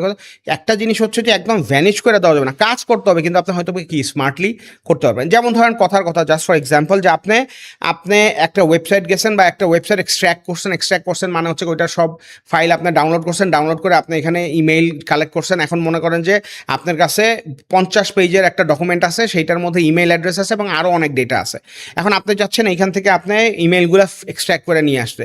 আপনি সোজাসুজি এইটারে আপনি মনে করেন চ্যাটজিপিটিতে আপলোড করে বলতে পারেন যে I am uploading a file full of text, this is basically a text dump, extract all the valid emails from this file. ও ওইটারে স্ক্যান করে আপনার খুর করে একটা সিএসভি ফাইল দিয়ে দেবে যেটার মধ্যে সব ইমেইলগুলো চলে আসতেছে। ওইটার মধ্যে আপনি আবার বলবেন যে ফ্রম দিস ইমেইলজি file please correct all the emails that have been that has been spelled wrongly, fix all the domain issues like gamil, gmail, gamol, this stuff sort of, মানে ডোমেইন নাম যেখানে এখানে ভুল আছে সেগুলো ঠিক করো। ও ইয়াহু, জিমেল, হটমেলের যত মিসটাইপ হইতে পারে সব কিছু ফিক্স করে আপনি দিতে পারে। এটা একটা হতে পারে। সেই দিনই হঠাৎ করে একজন ফাউন্ডার বলছে যে ভাইয়া খুবই সিম্পল একটা জিনিস, সে বলছে যে ভাইয়া আমার কাছে কিছু নাম্বার আছে, আমি এক জায়গা থেকে কপি করে নিয়ে আসছি, কিন্তু এগুলোর মধ্যে মনে করেন ড্যাশ আছে, এগুলোর মধ্যে স্পেস আছে, এটার মধ্যে সামনে জিরো নাই, আবার কোনোটা 880 আছে, সব তো উল্টাপাল্টা, এখন কী করবো আমি পারতাছি না। আমি ওরা কি বললাম, আমি যাই সরাসরি আমার একটা ভয়েসের আছে যে বললে ওইটা লেখা, তখন আমি বললাম যে তুমি এই অ্যালগোরিদমগুলা ইউজ করো, তুমি এটার একটা প্রম্পট বানায় আমার দিয়ে দাও। ওই টেক্সটটা নিয়ে আবার চ্যাটজিপিটি দিছি, চ্যাটজিপিটি একটা প্রম্পট বানাই দিচ্ছে, ওই প্রম্পটটা আমি কপি করে ওরা হোয়াটসঅ্যাপে দিছি। ওইটার মধ্যে বলা আছে যে act as a data cleaner expert who has experience of 20 years and follow below rules to clean the data. ওইখানে আমি বলে দিচ্ছি যে কোনো যদি ডেটা থাকে সেখান থেকে সব ক্যারেক্টারগুলো, ড্যাশগুলা, স্পেসগুলো সেগুলো সরাই ফেলাবা। যদি কোনো বিভিন্ন ফরম্যাটে থাকে 171 এইরকম থাকে, 0171 থাকে, 8801 থাকে, +880, সবগুলা সরাই দিয়া তুমি এগুলাকে 11 ডিজিটের নাম্বারে কনভার্ট করবা। কোনো বাংলা ডিজিট থাকলে সেগুলো ইংলিশে কনভার্ট করা। এই আমি দিছি, ও সব প্রম্পট দিছে, ওরে দিছি, ও একটা ফাইল আপলোড করে খালি ওই প্রম্পটটা দিছে, ক্লিন হয়ে গেছে গা। এই যে একটা জিনিস আপনার, এটা কি হলো, টাইম সেভ হলো। আপনি আমার মনে করলেন যে খুবই ইজি জিনিস। যেমন আমি কয়েকদিন আগে আমি বলছি যে আমি একটু ফাস্ট কথা বলি, বাট এটা যারা ইউটিউবে দেখতেছেন তারা স্লো ডাউন করে দেন। It is like connected with my brain, I can't just talk slowly. তো যেটা হলো সেটা হচ্ছে, আমি কিছুদিন আগে আমি বলছি যে আমি প্রায় 40,000 এনআরবিকে রিচ করছি। এই 40,000 এনআরবিকে যে আমি রিচ করছি, এখানে আমি লিঙ্কডিন থেকে ডাটা স্ক্র্যাপ করছি। ডাটা স্ক্র্যাপ করার পরে আমি মনে করেন তাদেরকে আপনার ওই যে জ্যাপমেইল অ্যান্ড স্মার্টলিট, যারা বুদ্ধিমান তারা জ্যাপমেইল এবং স্মার্টলি সার্চ দিবে যেগুলো কী জিনিস। জ্যাপমেইল এবং স্মার্টলিস্ট দিয়ে আমি আপনার ইমেলগুলো পাঠানোর পরে আমি 400-500 মতো আপনি কী পাইছি, রিপ্লাই পেয়েছি। এখন এই রিপ্লাইয়ের মধ্যে আমি যেটা দেখলাম যে এর মধ্যে around 40% of them are AI generated. মানে সে আমার ইমেলটা দেখছে, স্ক্রিনশট নিছে, চ্যাটজিপিটিতে দিছে, রিপ্লাই দিছে। আমি আবার কি করলাম, একটা মাইক্রো চ্যাটজিপিটি বানায় ফেলাইলাম যে কোনো আমি স্ক্রিনশট শেয়ার করলে এখানে যদি ডিয়ার ওমর ভাই দেখো, যদি মনে হয় যে আমার ওই ইমেল, তাহলে তুমি রিপ্লাইটা ওইভাবে রেডি করে মানে দিও। আমি যাই ওইখানে কাস্টম জিপিটিতে দিতাম, ও আমরা রিপ্লাই দিত, কপি করে আমি দিয়ে ইজি। আমার প্রত্যেকটা রিপ্লাই না হলে আমি কি করতে পারতাম না, দিতে পারতাম না। নেক্সট লেভেল হচ্ছে যে ওই রিপ্লাইগুলো অটোমেটিক দিত, কিন্তু ওই আমি অথেন্টিকেশন দেই নাই, কারণ এখনও এজেন্টগুলো অত পারফেক্ট না, ভুল টুল হয়ে যেতে পারে, একজনের কাছে 4-5টা ইমেল চলে যেতে পারে, এর জন্য আমি এটা দিই। সো এইখানে আপনি স্ক্রিনশট দিয়ে আপনি কী করতে পারেন। আরেকটা জিনিস যেটা করতে পারেন সেটা হচ্ছে জাস্ট ফর এক্সাম্পল, যেমন ধরেন আমি অনেকেই আসতেছি, যেমন যে এখানে ফাউন্ডাররা যারা আসছে এরা বলতেছে যে ভাই আমার 2 কোটি টাকা, হ্যাঁ আমার টিমের মধ্যে এখন 7 জন আছে, খুবই কষ্ট করতেছি, আমার আসলে স্ট্রাকচারটা কী হওয়া উচিত। আমি বলছি যে আপনার চ্যাটজিপিটি আছে, নিজে চিন্তা করেন, একটা আর্ট পেপার নেন, আঁকেন। যদি না পারেন তাহলে আপনি চ্যাটজিপিটিতেই বলেন যে আমার টিম সাইজ হচ্ছে গিয়ে এত, আমি এত টাকা করতেছি, এত কাস্টমার আমার মান্থলি আছে, এত রিটার্ন পাশে, তুমি আমার একটা টিম স্ট্রাকচার চাও যেটা আমার জন্য আইডিয়াল হতে পারে। ও ডিজিটাল মার্কেটিং টিম সহ, আপনার অপারেশন টিম সহ সব কিছু স্ট্রাকচার দিয়ে দিবে। হ্যাঁ, অনেক সময় হ্যালুসিনেশন করে, অনেক চাপাবাজি করে চ্যাটজিপিটি। আপনি অ্যাজ আ ফাউন্ডার ওইটা দেখলে বুঝবেন যে না, এটা তো আমার জন্য রাইটার। ওইখান থেকে আপনি কি করলেন, টাইমটা সেভ করে ফেলেন। সো এই যে টাইম সেভ করার জন্য মানে প্রচুর জিনিস আছে। আপনি মনে করেন যে কথার কথা আপনার টেলিসেলস টিম আছে, এখন টেলিসেলস টিমের আপনার 25 জন এজেন্ট আছে, সে তারা কথা বলতেছে, তাদের কল ডিউরেশন, কে কতগুলা কল করছে, কতগুলা না করছে, সব ডিটেইল আপনার সিআরএম এর মধ্যে আছে। বাংলাদেশে আইহেল্প বিটি আছে, জিপ্লেক্স আছে, হ্যাঁ আপনার এখানে আরেকটা নতুন একটা সিআরএম আসছে, মুস্তাফিজ ভাইয়ের এটার নামটা ভুলে গেলাম, স্মার্টকম আছে, এইরকম আছে। তো আপনি কি করতে পারেন, এই যে যারা এদের এফিসিয়েন্ট, আসলে কত পার্সেন্ট এফিসিয়েন্ট, কে এফিসিয়েন্টলি কথা বলতেছে, কে বেশি কথা বলতেছে, কে কম কথা বলে কনভার্সন হচ্ছে, সব কিন্তু আপনার ডেটা আছে, কিন্তু আপনি অ্যানালাইজ করতে পারছেন। এই দামটা নেন, চ্যাটজিপিটির কাছে নেন, যা বললেন যে দিস ইজ আ দাম ফ্রম মাই টেলিসেলস টিম, এই তুমি আমার এই হলো গিয়ে কলামগুলো আছে, এই এজেন্ট আছে, তুমি আমাকে বাই করে দাও যে কোন এজেন্ট সবচেয়ে কম কথা বলে সবচেয়ে বেশি করছে, এবং কোন এজেন্টগুলো অন্যান্য অ্যাভারেজে যেসব এজেন্টের কথা বলছে তার চেয়ে কম কথা বলছে, কোন এজেন্টগুলো অ্যাবভ অ্যাভারেজ কাজ করছে, কাকে কাকে ফায়ার করতে হবে, কাকে কাকে প্রমোশন দিতে হবে, সব দাও। আপনি জাস্ট প্রম্পটটা লিখতে দিতেই বাকি সব অ্যানালাইসিস করে আপনি দিয়ে যাচ্ছেন, ম্যাজিক। আপনি কিছুই না, খালি ওইটা যদি আপনি ওয়ার্নিং হিসেবে আপনাদের টিমের মধ্যে দেন যে তোমাদের এই 7 জন কিন্তু সবচেয়ে খারাপ সেল করতেছো, পরের দিনই ওর 50% ইম্প্রুভ করে যাবে। কিন্তু যতদিন আপনি বলবেন না ততদিন আপনি নেবেন। যখনই আপনি 3 জন 4 জনের নাম আপনি গ্রুপের মধ্যে শেয়ার করে বলেন যে এটা তোমরা খুব ভালো করতেছো, সাথে সাথে ওদের মোটিভেশন কি বাইরে গেল। তারপরে আপনি আবার বলতে পারেন যে আমার আসলে ডেইলি ওরা এত সেল করতেছে, আমার মার্জিন হচ্ছে গিয়ে এত, এখন আমি কথা হচ্ছে ওদেরকে ইনসেন্টিভ দিতে চাই, কিন্তু কত ইনসেন্টিভ দিলে আমরা প্রফিটেবল রাখতে পারবো, কত ইনসেন্টিভ দিলে আমি মোটিভেশনটা ধরে রাখতে পারবো, তুমি আমার এটা স্ট্রাকচার দাও। ও আপনার স্ট্রাকচার বানাই দিও। প্রতিটা জায়গায় আপনি চ্যাট জিপিটি অ্যান্ড এআই টুলসগুলো আপনি কী করতে পারবেন, ইউটিলাইজ করতে পারবেন। So your imagination is the only limitation. এই so everywhere you can actually use. আর ভিডিও ছবির কথা তো বাদই দিলাম, এটা তো সবাই সারাক্ষণ করতেই আছে। সো এটা আর বলার কোনো কি রাখে না, অপেক্ষা রাখে না। ফ্যাক্ট হচ্ছে কি দিন শেষে তো আসলে প্রত্যেকটা ফাউন্ডারের মধ্যেই কিছু কমন স্কিল থাকা চাই, তাই না? যে তার মধ্যে এই স্কিলগুলো থাকলে আসলে অ্যাকচুয়ালি সে ফাউন্ডার, আর না থাকলে সে হয়তো ফাউন্ডার না। সো একজন ফাউন্ডারের মধ্যে আপনার মধ্যে কি কি স্কিল অ্যাকচুয়ালি থাকা উচিত? এইটা আসলে খুবই আপেক্ষিক একটা জিনিস। এখন ধরেন, এখন আমি এত কথা বলতেছি, আমিও তো ফাউন্ডার, আর আমি মার্কেটিংয়ের কথা কেন বলতে পারতেছি? বিকজ আমি যখন শুরু করছি, আমি ঝাড়ুও দিতাম, আমি শাটারও নামাইতাম, আমি কম্পিউটারে উইন্ডোজও ইনস্টল করতাম, আমি ক্লায়েন্টের ডেলিভারিও মাঝে মাঝে আমি দিতাম। তারপর টিম মেম্বার আনছি হয়েছে, এখন তখন মার্কেটিং এজেন্সি ছিল না, তখন ফেসবুক পেজ ছিল না, নিজেই আপনার সিম্বিয়ান মোবাইল দিয়ে SMS মার্কেটিং করতাম। হ্যাঁ, ইমেইল ধরেন 47টা 50টা 60টা ডোমেইনও কিনছি, এবং প্রত্যেকটা ডোমেইনে 100 ইমেইল পার আওয়ার লিমিট থাকতো। ওইভাবে করে দিনে 5000 ইমেইল পাঠাইছি। ডোমেইন ব্ল্যাক লিস্ট হইতো, ইমেইল ব্ল্যাক লিস্ট হইতো, বাউন্স হইতো। এই বাউন্স ইমেইলগুলো একটা করে কপি করে কালেক্ট করতাম, টুলস ছিল। এইরকম করতে করতে মার্কেটিং আমি এক্সপার্ট হয়ে গেছি। এখন সবাই যে আসলে মার্কেটিংয়ের এক্সপার্ট হবে এটা তো বোকা, আমি ছাড়া আর কিছুই না। এখন আবার কিছু আছে ফাউন্ডার যারা হচ্ছে ফাইন্যান্সের, তো ফাইন্যান্স হয়েছে ভালো আছে, তাহলে তার সবচেয়ে বড় কোয়ালিটি হওয়া উচিত তার সাথে ম্যাচ করে এরকম একজন কোফাউন্ডার কি করা, বের করে না। এইটা হচ্ছে গিয়ে তার কোয়ালিটি। আর যে মার্কেটিংয়ে ভালো, তার হয়তো বা চিন্তা করা যে আমার একটা আইটি টেক আলা কি লাগবে, কোফাউন্ডার লাগবে। যেমন চালডালে আমি যখন গেছি, আমার ফাউন্ডার যে ওয়াসিম ভাই, আমার যে বস, হ্যাঁ ভাই, যাই বলেন না কেন, সেটা হচ্ছে কি, সে আমার বলতেছে যে ভাই, we are not being able to spend even 30% of our marketing budget. আমি বললাম যে এটা কি ব্যাপার, মাইন্ডসেট টাকা পায় না, আর এ বলে 30% অফ দ্য বাজেট খরচ করতে হচ্ছে না। আমি বললাম যে কেন? কয় যে ভাই, আমি ফাইন্যান্স গাই, আর তেজাস হইলো আমার ও হচ্ছে গিয়ে আপনার টেক গাই। জিয়া এমনি পড়াশোনা করছে, কিন্তু জিয়া তো আমাদের মানে এক্সিকিউশনে থাকে না, অপারেশনস নিয়েও বেশি থাকে, তো মার্কেটিংয়ের আমাদের কেউ নাই। তো তখন আমি মার্কেটিংয়ের যাই, আমি মনে করেন যে মার্কেটিংয়ের গ্যাপটা কি ফিল করে দিছি। তো এই দিক থেকে চিন্তা করলে অ্যাকচুয়ালি যদি ফাউন্ডারের জ্ঞানের কথা বলেন, এই নলেজগুলাই যে সবসময় থাকবে তা না। একজন ফাউন্ডার, আমার মনে হয় সবার আগে যেটা দরকার সেটা হচ্ছে তার ব্যবসার জন্য তার প্যাশন থাকা লাগবে। 2 নাম্বার যেটা, সেটা হচ্ছে গিয়ে আপনার যে তার ধৈর্য থাকা লাগবে। ভাই, ধৈর্য। 3 নাম্বার হলো তার হাম্বেল হইতে হবে, অ্যান্ড বুঝতে হবে যে ভাই, আজকে আমি ভালো করতেছি, কালকে আমি খারাপ করতে পারি। হ্যাঁ, আজকে আমি খারাপ করতেছি, কালকে আমি ভালো করতে পারি। হ্যাঁ, একদম যে আমি একটু ছোট ব্যবসা থেকে যে একদম নতজানু হয়ে থাকবো সেটাও না। এক কলিজার মধ্যে কি থাকতে হবে, দম থাকতে হবে। আর যে বড় হয়ে গেলে আবার অ্যারোগেন্সি হবে, সেটাও থাকবে না। সো ইগোর উপরে ব্যালেন্স থাকতে হবে, ধৈর্য থাকতে হবে, তারপরে আপনার হচ্ছে কি হাম্বেল হিউমিলিটি থাকতে হবে। অ্যান্ড আরেকটা জিনিস যেটা হচ্ছে নিজের ব্যবসার প্রতি প্যাশন থাকতে হবে। আরেকটা হচ্ছে যে লং টার্ম চিন্তাভাবনা থাকতে হবে। লং টার্ম চিন্তাভাবনা না করলে আপনার আসলে ব্যবসা কী করা যাবে, সাস্টেন করা যাবে না। আর আমি সবসময় যেটা বলি যে সবচেয়ে ইম্পর্টেন্ট জিনিস হচ্ছে টিম। এইটা is the most important thing. Team বিল্ডিংয়ের তার কি থাকতে হবে, এক্সপার্টিস থাকতে হবে। আর যদি তার না থাকে, তাহলে আরেকজন এক্সপার্টিসটা আনতে হবে যে ভাই, তুই আমার টিমটা কি করে দাঁড়া করায় দাও। It's like a war. হ্যাঁ, যুদ্ধে ফ্রন্ট লাইনে কেউ থাকে, পিছনে কেউ থাকে, এইখানে কেউ থাকে, ওইখানে কেউ থাকে। এই টিমটা আপনার থাকতে হবে, টিম ছাড়া কোনো কিছু করা পসিবল না। ভাই, এই যে আপনি একটা কমপ্লেন করলেন যে ফাউন্ডাররা আপনাকে প্রায় সময় বলে যে টিম পাই না। সো আমার কথা হইলো, কেন টিম পায় না, মানে কি সমস্যা আমাদের আসলে ইকোসিস্টেমের ভিতর? সমস্যাটা কোথায় যে ফাউন্ডাররা টিম পাচ্ছে না? টিম পায় না, এটার একটা কারণ যেটা হইতেছে যে এখানে আমি বলবো যে বেশ কিছু কারণ আছে। এর মধ্যে একটা আছে, সেটা হচ্ছে ভাই, সবাই ব্যবসা করতে চায়, তো সবাই নিজের টিম বানাইতে চায়, কেউ অন্যের টিমের অংশ কি হইতে চায় না। Very bad culture. বাংলাদেশে চলে আসে যে অন্টারপ্রেনার, আরে ভাই অন্টারপ্রেনার হবে ঠিক আছে, তারপর চাকরি কেউ করবে না, এটা হয়। ওয়ার্ল্ডের যত বড় বড় কোম্পানি আছে, এগুলো যদি চাকরি যারা না করতো, মানে যারা দাঁড়া করাইছে, ফাউন্ডার তো সামনে আসে, পিছনে ব্যাকবোন তো আরও বেশি আছে। এরা যদি কোম্পানিগুলোতে চাকরি না করতো, তাহলে কি কোম্পানি দাঁড়াইতো? অবশ্যই না।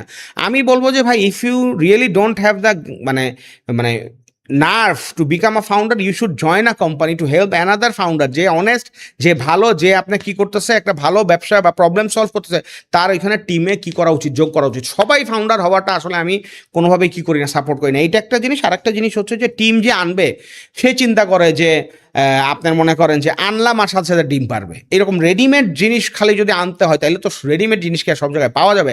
আপনি এক ধরনের লোক, আপনার টিমে একটা এক্সপার্ট লোক আসলে হয়তো টিকবে না, কারণ আপনি হইলেন গিয়া ওই খেটে খাওয়া মানুষ, আপনার নিয়ে আসেন কর্পোরেট টাই স্যুট পরা মানুষ, সেটা কি সেট করবে? অবশ্যই না।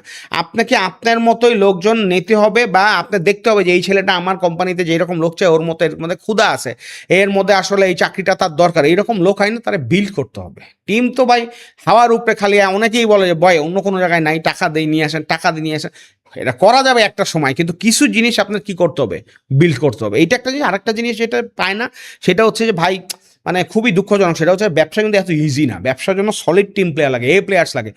আপনি অ্যাভারেজ যদি হন, অ্যাভারেজ অ্যাভারেজ হইলে আপনারা কেউ নিতে চাবে না, নর্মালি স্পিকিং যেটা। সো এর জন্য আপনাকে যেটাই হন না কেন ভাই, একটা ছোট্ট জিনিসে হন, কিন্তু আপনার একটু এক্সপার্ট লেভেলের হন, মানে যাতে একজন আপনার উপর ডিপেন্ড করতে পারে ওই জিনিসটার জন্য। তাইলেই ফাউন্ডাররা আপনারা কি করতে পারবে, নিতে পারবে। সবাই লোক খুঁজতেছে, সবাই চাকরি খুঁজতেছে, কিন্তু কেউ লোকও পাইতেছে না, কেউ চাকরিও পাইতেছে না। খুবই দুঃখজনক একটা। আগে চিন্তা করতাম যে আরে কী রে ভাই, এটা কেমন। এখন তো বুঝি যে এখন কাহিনী কি, লোক প্রচুর আছে, কাজের লোক নাই। এবং বিডি জবসের ইসের কথা, বিডি জবসের নাম ধরে কই ফাইম ভাই আমাদের খুবই বিডি জবসের একটা সবচেয়ে বড় একটা হচ্ছে, মানে মানুষ যেটা বলে যে ভাই সিভি প্রচুর পাই, কিন্তু কোনো রেলেভেন্সি নেই। এইখানে একটা অপশনই দিয়ে রাখছে অ্যাপ্লাই অ্যাপ্লাই অ্যাপ্লাই অ্যাপ্লাই, সবাই মিলে অ্যাপ্লাই করতেছে, কেউ হয়তো জবেরইও পড়ে না। আমি ইন্টারভিউ নিছি, এরকম হচ্ছে যে কোন কোম্পানিতে জব দিতে আসে এটাও জানে না। সো এই হইল গিয়া বাংলাদেশের মানুষের সমস্যা। তারা কোনো একটাতে কোনো রকমে ঢুইকা পড়তে চায়, আবার কোনো একটা ঢুইকা কোনো রকমে চায় যে আমি স্যালারিটা পায়ে চলে যায়। আবার ফাউন্ডার যারা আছে তারাও অনেক সময় মনে করে যে এরা কত সস্তায় কী করা যায়, খাটা যায়। সো সবার দিক থেকেই আগায় থাকতে হবে। তারপরেও যে পাচ্ছে না তা না, পাচ্ছে তো। হ্যাঁ, কিন্তু হ্যাঁ, আপনার এফোর্ডেবিলিটির মধ্যে আপনার মতো টিম মেম্বার পাইতে হইলে আপনার একটু সাধনা করতে হবে। আপনার আগে ওর উপরে সাধনা না করলেও আপনার এক্সিস্টিং টিমের উপরে সাধনা করে ব্যবসাটা একটু সাকসেসফুল করতে হবে, একটা জায়গায় নিতে হবে, যাতে অন্য ট্যালেন্টরা কী হয়, অ্যাট্রাক্টেড হয়। এবং এর জন্য কোম্পানির ভিতরে কালচারও ইজ ইম্পর্ট্যান্ট। হ্যাঁ, যে আপনার এখানে ভ্যালু কেমন এমপ্লয়ীদের দিচ্ছেন, ও আসলে কি কিছু শিখতে পারবে, নাকি খালি স্যালারিটাই পাবে। ও আসলে আপনি অ্যাজ আ ফাউন্ডার আপনার সাথে কাজ করার ওর মোটিভেশন আছে না, আপনারা কেউ চিনে না, বা আপনার এই জন্য ফাউন্ডারদের ব্র্যান্ডিংটা কি ইম্পর্টেন্ট, যে ভাই না ওনার সাথে আমি কাজ করবো, কারণ ওনারা দেখলে আমার কি লাগে, ভালো লাগে, বা উনি যে কথা কয় এটাও আমার কি লাগে, ভালো লাগে। এরকম কিন্তু আসে অনেকে, যে এর জন্যই আসে, অমুক ভাইয়ের জন্য আমি আসি। কর্পোরেটেও বলে যে ওই বসের জন্যই আমি খালি কি আসি। So you have to become a great boss, you have to give a good boss, যাতে মানুষজন আপনার এখানে আসতে চায়, এই আর কি। ভাই আমাদের ফাউন্ডারদের মধ্যে আরেকটা টেন্ডেন্সি আছে, সেটা হচ্ছে কি, লাইক ধরেন আজকে ব্যবসা শুরু করলে সবাই ভাবে কি কালকেই বুঝি আমি কোটিপতি, বা কালকে আমার ব্যবসা হিট, বা কালকে আমার ব্যবসা প্রফিটেবল। এটা কি আসলে রাইট টেন্ডেন্সি? এটা আসলে অনেক জিনিস, মানে এটা বলতে গেলে একটা সেগমেন্ট অফ পিপল একটু রাগ হবে। এটা হচ্ছে গিয়া ধরেন আমরা যারা কন্টেন্ট নিয়ে কাজ করি, বা অন্যরা যারা কন্টেন্ট নিয়ে কাজ করে, তাদেরই দোষ। হ্যাঁ, তাদেরই দোষ। মানে কি, এই টাকা টাকা টাকা, সব ক্লিক বেটের মধ্যে নাম্বার লাগবে, সব ক্লিক বেটের মধ্যে টাকা লাগবে। এইটাও ধরেন আমরা যখন বানাবো তখন আমাদের চিন্তা হবে যে ভাই থাম্বনেইলের মধ্যে একটা নাম্বার না দিতে পারলে তো হচ্ছে না। আমি নিজেই আপনার জন্য একটা নাম্বার আলাদা চিন্তা করছি, কিন্তু এটা টাকা না হয় কীভাবে অন্য কিছু নাম্বার হয় সেটাই আমি আপনার জন্য চিন্তা করতেছি সিরিয়াসলি। এই যে যখন বলতেছি তখনও চিন্তা, এই কন্টেন্টরা সে কোনো কিছুর মধ্যেই যে দেখায় যে এত বছর বয়সে এত টাকা, এইখান থেকে এত টাকা, এই যে টাকা টাকা না, মানুষ মনে করতেছে টাকাটাই লাইফের সবচেয়ে বড় কি টার্গেট, অ্যান্ড টাকাটাই মনে হয় সবচেয়ে ইজি জিনিস, এবং টাকাটা বানানোটা খুব ইজি। এর জন্যই তারা চিন্তা করতেছে কী রে ভাই আমি ব্যবসায় ঢুকলাম এখন তো কি আসতেছে না, বা আরে আমি করলাম এটার টাকাটা কোথায়। হ্যাঁ, এটা হুজুগে অনেক ব্যবসায় এখানে আসে, এবং আসার পরে যখন দেখে তখন আবার কি হয়ে যায়, যাক না ব্যবসা আসলে ভালো না, এই 2 নাম্বার এই জিনিস দুনিয়ার এই ভরা এই ছাড়া। অথচ মানুষজন কিন্তু ব্যবসা সুন্দর মতো করে যাইতেছে। সো এখানে একটা জিনিস যেটা হইতেছে, এই যে ফাস্ট মানির যে টেন্ডেন্সিটা, এইটার জন্য আমি ফেসবুকের উপরে একটু রাগ। মানে হচ্ছে গিয়া অ্যাডপশনটা যেহেতু মানুষ করে ফেলছে, যে আসছে বুস্ট করছে পায়া গেছে, তার মনে করতেছে যে সে অনেক কিছু কি শিখে গেছে। টাকা তো পাচ্ছে সে। এই যেই লোক বলতেছে যে 30 লাখ টাকা দিয়ে আপনার মাল আনছি, 50 লাখ টাকা দিয়ে বেচতেছি, 50 লাখ টাকা মার্কেটিংয়ে খরচ করতেছি, আমার 12-15 লাখ টাকা, সে তো টাকা পাইতেছে। সে তো চিন্তা করছে হ্যাঁ এটা তো ইজি। এইটাই ইজ দ্য প্রবলেম। এইভাবে তো হওয়া উচিত ছিল না। উচিতটা ছিল যে সে খাটবে, সে আপনার স্মার্টভাবে কাজ করবে, একটা লোকের কর্মসংস্থান চালু করবে, তারপরে সে টাকাটা পাবে। হ্যাঁ, এখন অনেকে কইতে পারে ভাই ও বেটা করতে পারছে তুমি করতে পারো না। ঠিক আছে, আমি বুঝছি, কিন্তু এটা তো সাস্টেইনেবল না। এবং এইটা দেখে যে মানুষজন লাফায় পড়তেছে, এইটার জন্যই কি সমস্যাটা কি মনে করেন যে হচ্ছে। এবং সে আস্তে আস্তে অপরিপক্ষ হচ্ছে, টিম মেম্বার নিচ্ছে, ব্যবসা বন্ধ হয়ে যেতেছে, টিম মেম্বার সব চাকরি লুজ করতেছে, পরে যায় গালি দিতেছে যে অনলাইন কোম্পানিগুলো বাটপার, যে চাকরি কি স্যালারি দেয় না, এই করে না সেই করে না। সো এইটাই আর কি, আমাদের সবাই আসলে নিজেদের সাইড থেকে দায়িত্ববোধ থাকতে হবে, অ্যান্ড বুঝতে হবে যে ভাই সাধনা ছাড়া কোনো উপায় নাই। There is no secret to success, এবং fast money is not the solution. যেই টাকা যেইভাবে আসে সেই টাকা সেইভাবেই কি উইরা যাবে। আর্ন যে জিনিসটা, এই আর্নের ফিলিংটা কি করতে হবে, থাকতে হবে। কথা কইতে কইতে এই জায়গা পর্যন্ত ব্যথা হয়ে গেছে, এই জিনিসটা আপনার কি আসতে হবে। হ্যাঁ, আমি তো চুপচাপ বাসে বয়ে থাকতে পারতাম, কোনো কিছুই লাগতো না, কিন্তু আসছি কেন, যে এই যে ভাই আমার নিজেরও আমার সেল করতে হবে অ্যান্ড অন্যদেরও আমার বুঝাইতে হবে যে ভাই টাকা কামানো কোনো সমস্যা না, অবশ্যই কামাইতে হবে, কিন্তু একটা স্ট্রাকচার ওয়েতে কামাইলে সবার জন্য জিনিসটা সুবিধা হবে, নাহলে খাবলা খাবলি করে যে যেমনে পারে এমনি নিলে সবার জন্যই কি ক্ষতিকর। ভাই এখন পয়েন্ট হচ্ছে কি, ধরেন অনেকেই তো আসলে আমাদের এই পডকাস্ট শুনে বা আপনার আদার যে সমস্ত পডকাস্ট আছে বা আমাদের দ্য গ্রোথ পডকাস্টে আরও অনেক কথাবার্তা আছে ব্যবসাপাতি নিয়ে। সো অনেকেই হয়তো আমাদের কথাবার্তা শুনে ব্যবসাপাতিতে ইন্টারেস্ট রাখতে পারে। সো যারা ব্যবসাপাতিতে আসবে তাদের অনেকেরই আবার এরকম চিন্তাভাবনা থাকতে পারে যে আমি একটা ব্যবসাপাতি যেহেতু শুরু করতেছি, আমি আমার একটা ব্র্যান্ড বিল্ড করবো। সো ব্র্যান্ড বিল্ড করতে গেলে আমরা যতটুকু জানি, ব্র্যান্ড বিল্ড করতে বেশ পয়সা লাগে, আসলে পয়সা ছাড়া ব্র্যান্ড বিল্ড করা টাফ। সো লো কস্টে বা জিরো কস্টে ব্র্যান্ড বিল্ড করার কোনো স্ট্র্যাটেজি কি আপনার জানা আছে? এইটা আসলে আমি রাইট গাই না, এটা ওয়ালি ভাই আসছিল আপনার এখানে, he was the right guy and ব্র্যান্ডের অনেক লোক আসছে, এটা অনেকে, আমি এটা যে সব কিছু একজনের বলাটাও ঠিক না, কিন্তু আমারে যদি জিজ্ঞাসা করেন যে ভাই আসলে লো কস্টে কেমনে হইতে পারে ব্র্যান্ড, লো কস্টেও করা যায়, এখন কত ফাস্ট করতে পারবেন এই ধৈর্য আপনার আছে কিনা সেটাই যদি, কারণ আমি সোজা কথা বলি, আপনারা বাসা দিয়ে বিয়ে দিতে চাইতেছে, এখন আপনি ব্র্যান্ড বানাইতেছেন, ব্র্যান্ড বানাইতে বানাইতে 4 বছর হয়ে গেছে, তো বিয়ে হয়ে বাচ্চা টাচ্চা হয়ে গেছে, কথার কথা বলে এত সময় আবার সবার আছে কিনা এটাও একটা বিষয়, কখন ব্র্যান্ড বানানোটা শুরু করবেন এটাও আপনাকে কি করতে হবে বুঝতে হবে।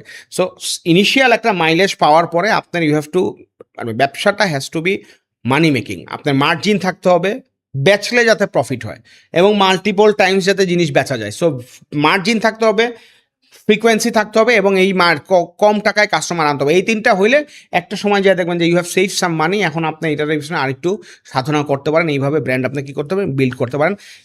ব্র্যান্ড বিল্ড করার আরেকটা, এই যে collaboration is also a very good thing. হ্যাঁ, যে একটা ব্র্যান্ড বড় হয়ে গেছে, 4টা বড় ব্র্যান্ড, আপনি যদি অনেস্টলি ভালো একটা ব্র্যান্ড বানায় থাকেন, ফাউন্ডারদের কাছে গেলে অনেক ফাউন্ডার আপনার সাপোর্ট দিবে, ওদের মাধ্যমে কিন্তু আপনার রাতারাতি না হলেও লাইক 5 বছরের জার্নি 3 মাসের মধ্যে কমপ্লিট করা ইজ পসিবল। আমি বারবার ঘুরে ফিরে বলতেছি, এখন বাংলাদেশের ইন্ডাস্ট্রি যদি নেক্সট বিগ থিং কিছু থাকে এটা হচ্ছে গিয়া কোলাবোরেশন। হ্যাঁ, কারণ সবাই আপনার কাস্টমার, হিউজ কাস্টমার আপনার আনছে, এই কাস্টমার বেসটা ঘুরে ফিরে একটা আমি দেখতেছি যে এক্সপ্যান্ড হইতেছে না কাস্টমার বেস। সো এখন এই যে কোলাবোরেশনেরই ভালো ব্র্যান্ডগুলা ভালো ব্র্যান্ডের সাথে কোলাবোরেশন করবে এবং তারা নিজেরা কাস্টমার করলে আপনার এই যে এক্সেসিভ মানি আপনার ঘুরতেছে, টাকা পয়সা যাইতেছে, সব তো বিদেশে চলে যাইতেছে, এইগুলারে আপনার দেশের ইসের মধ্যে কমিউনিকেট করতে পারবেন, ওই টাকা দিয়ে আপনার টিমটারে বিল্ড করেন, বেশি মানুষ চাকরি পাইলো, জিনিসটা ইকোসিস্টেম দাঁড়াইলো, কয়েকটা ব্যবসা আপনার এসএমইগুলো বড় হইলো, তাইলেই তো আপনার দেশের কি হবে, মানে জিনিসটা সলিডিফাই হবে, ইকোসিস্টেমটা কি করবে, গ্রো করবে।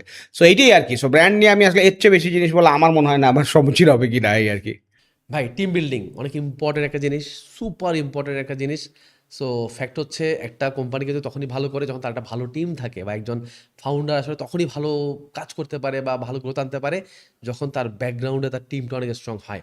সো টিম বিল্ডিং নিয়ে আমাদেরকে কিছু পড়াশোনা করান।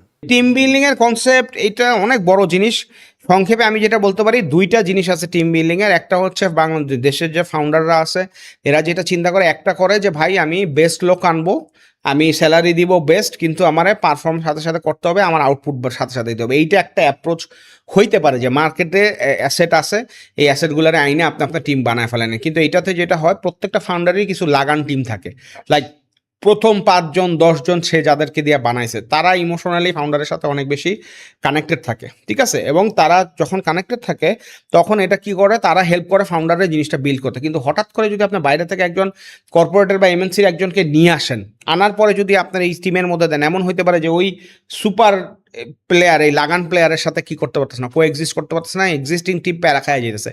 তো এটা মাঝে মাঝে ব্যাকফায়ারও করতে পারে। সেজন্য আপনি যেটা করতে পারেন সেটা হচ্ছে, আপনি যেই রকম মানুষ, আপনি যেরকম ধৈর্য বা আপনি যেরকম মানুষ, সেই রকম লোক আপনার এখানে আনলে, ওরে বুঝায় পড়ায় একটু সময় নিয়ে বিল্ড করলে, আপনার ভিশনটা ওর মাথায় অফলোড করলে, ওরে একটা দায়িত্ব দিলে, ওর একটা রেসপেক্ট দিলে, ওর হাতে একটা টিম ধরাই দিলে, এইভাবে আপনার জিনিসটা টিমটা বিল্ড হয়, ইট ইজ সাস্টেনেবল। আর একটা জিনিস সেখানে আমি রেলেভেন্ট তাই বলে ফেলাই, এই সব ফাউন্ডারের একটা কথা হচ্ছে, ভাইয়া লোকজন তো থাকে না। আমি একজন আসছে আমার কাছে 1-to-1 সেশন, আমি ওরা বললাম যে ভাই আপনার তো, আমি যা বলতেছি আমি যা বুঝতেছি, আপনার তো গতকালকে সেশনে থাকলে ভালো হতো, এই যে আমরা যে গ্রোথের ব্লু প্রিন্টের যে সেশনটা করছি, হ্যাঁ, নেক্সটটা হচ্ছে গিয়ে বাই দ্য ওয়ে নেক্সট ইটা হচ্ছে গিয়ে January 2 আমি জানাইলাম যদি কেউ ইন্টারেস্টেড হন তাই জয়েন করতে পারেন। সেটা হচ্ছে যে ওরা, আমি বললাম যে ভাই আপনার তো আসলে ওই সেশনে থাকলে ভালো হতো ওয়ার্কশপে, তখন বলে যে ভাই এই যে আরেকজনের যে দিব এরা তো থাকে না, তাহলে এদেরকে শিখায় কী লাভ। আমি বললাম যে এইটাই ভুল, আপনি ধইরা নিবেন যে এরা যাবেই, হ্যাঁ, আজকে যাক আর 2 বছর পরে যাক তারা যাবেই, কিন্তু যতদিন আছে ততদিন যাতে সে কোম্পানির বেস্ট আউটপুটটা দেওয়া যায়, এইটুক তারা কি করতে হবে, মোটিভেট করতে হবে এবং তারা বলতে হবে যে ভাই তুমি যাও, কিন্তু যাওয়ার আগে শিখো, পড়ো, গ্রো করো, আমার আরেকটা লোক বানায় দিয়ে তারপরে তুমি যাও, তোমার লাগলে আমি আরও কিছু কি দিব। এইটাই ইজ আ সাস্টেনেবল ওয়ে। কোনো দিনও আপনি রাখতে পারবেন না, কারণ হচ্ছে কি সবারই গ্রো করার অধিকার আছে এবং সবাই কি করতে চাবে, গ্রো করতে চাবে। ইভেন আপনিও you want to grow, right? আপনি তো একটা এক্সিস্টিং 5 জন এমপ্লয়ি আছে, এদের জন্য বলতেছে না যে আহারে ওদের জন্য থাক, ওরাই ভালো, আর কাউরে নিব না, এরকম করবেন না তো। ওরাও এরকম চিন্তা করবে যে ঠিক আছে আমি এখানে করছি, যতটুক পারছি করছি, কিন্তু আমার এখন কি করতে হবে, নেক্সট লেভেলে যাইতে হবে। সো ওই রকম ধরে রাখেন না, রিটেনশন সারা জীবন কোনোদিনও হবে না। 1 বছরের জায়গায় 2 বছর, 2 বছরের জায়গায় 3 বছর হবে, 4 বছর, 5 বছর হবে।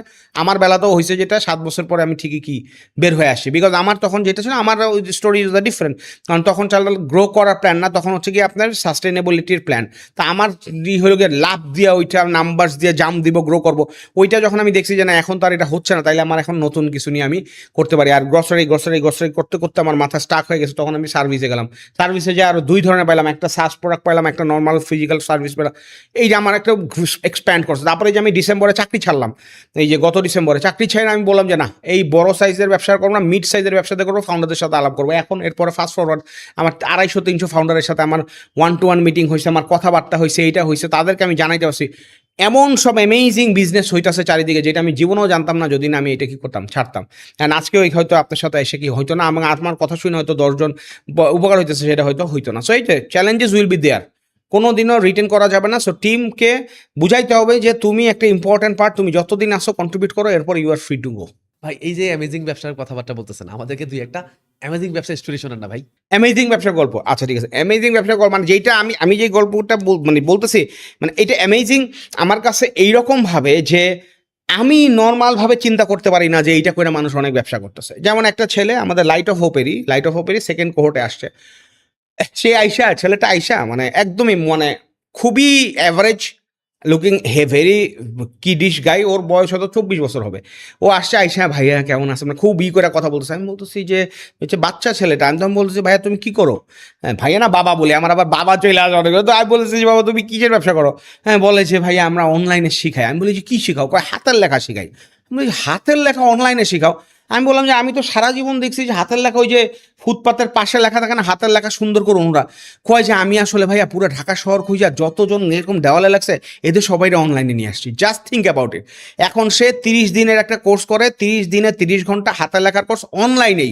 এখানে এসে বাচ্চারা হাতের লেখা কি করতেছে, সুন্দর করতেছে। আমি বললাম যে তোমার এই কত রেভিনিউ কত? বলে 2 কোটি টাকা। আমি তো শুই না মানে পুরো টাস্কি খেলাম যে 2 কোটি টাকার রেভিনিউ, এটা কিভাবে সম্ভব? হ্যাঁ আচ্ছা, এখানে আমার একটাই হইতে পারে, ও আমার 2 কোটি টাকা বলছে, ও এখনো আমাদের এখানে আসা শুরু করে নাই। ও কি ইয়ারলি বললো না মান্থলি বললো, এটা আমার একটা এখন মাথায় ঠিক আসছে না, আমার নোটবুকে লাগছে। স্টিল যদি সে ইয়ারলিও 2 কোটি টাকা হয়, 20 লাখ টাকা করতে, আমার মনে হয় সে মান্থলি 2 কোটি টাকায় বলছে। কেন বলছে আমি বলতেছি।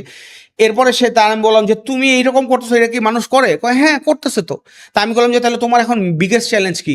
বলে যে ভাই আপনার কাছে আমি আসছি, এটা আমার একটা ইচ্ছা যে আমার এখন আরো 150 লোক লাগবে যারা এই অনলাইনে এটা শিখাবে। এখন এই লোক নাই, এখন আমি এদেরকে কেমনে ট্রেন করে আনতে পারি সেটা। তার মানে হচ্ছে তার ব্যবসা ইজ বুমিং।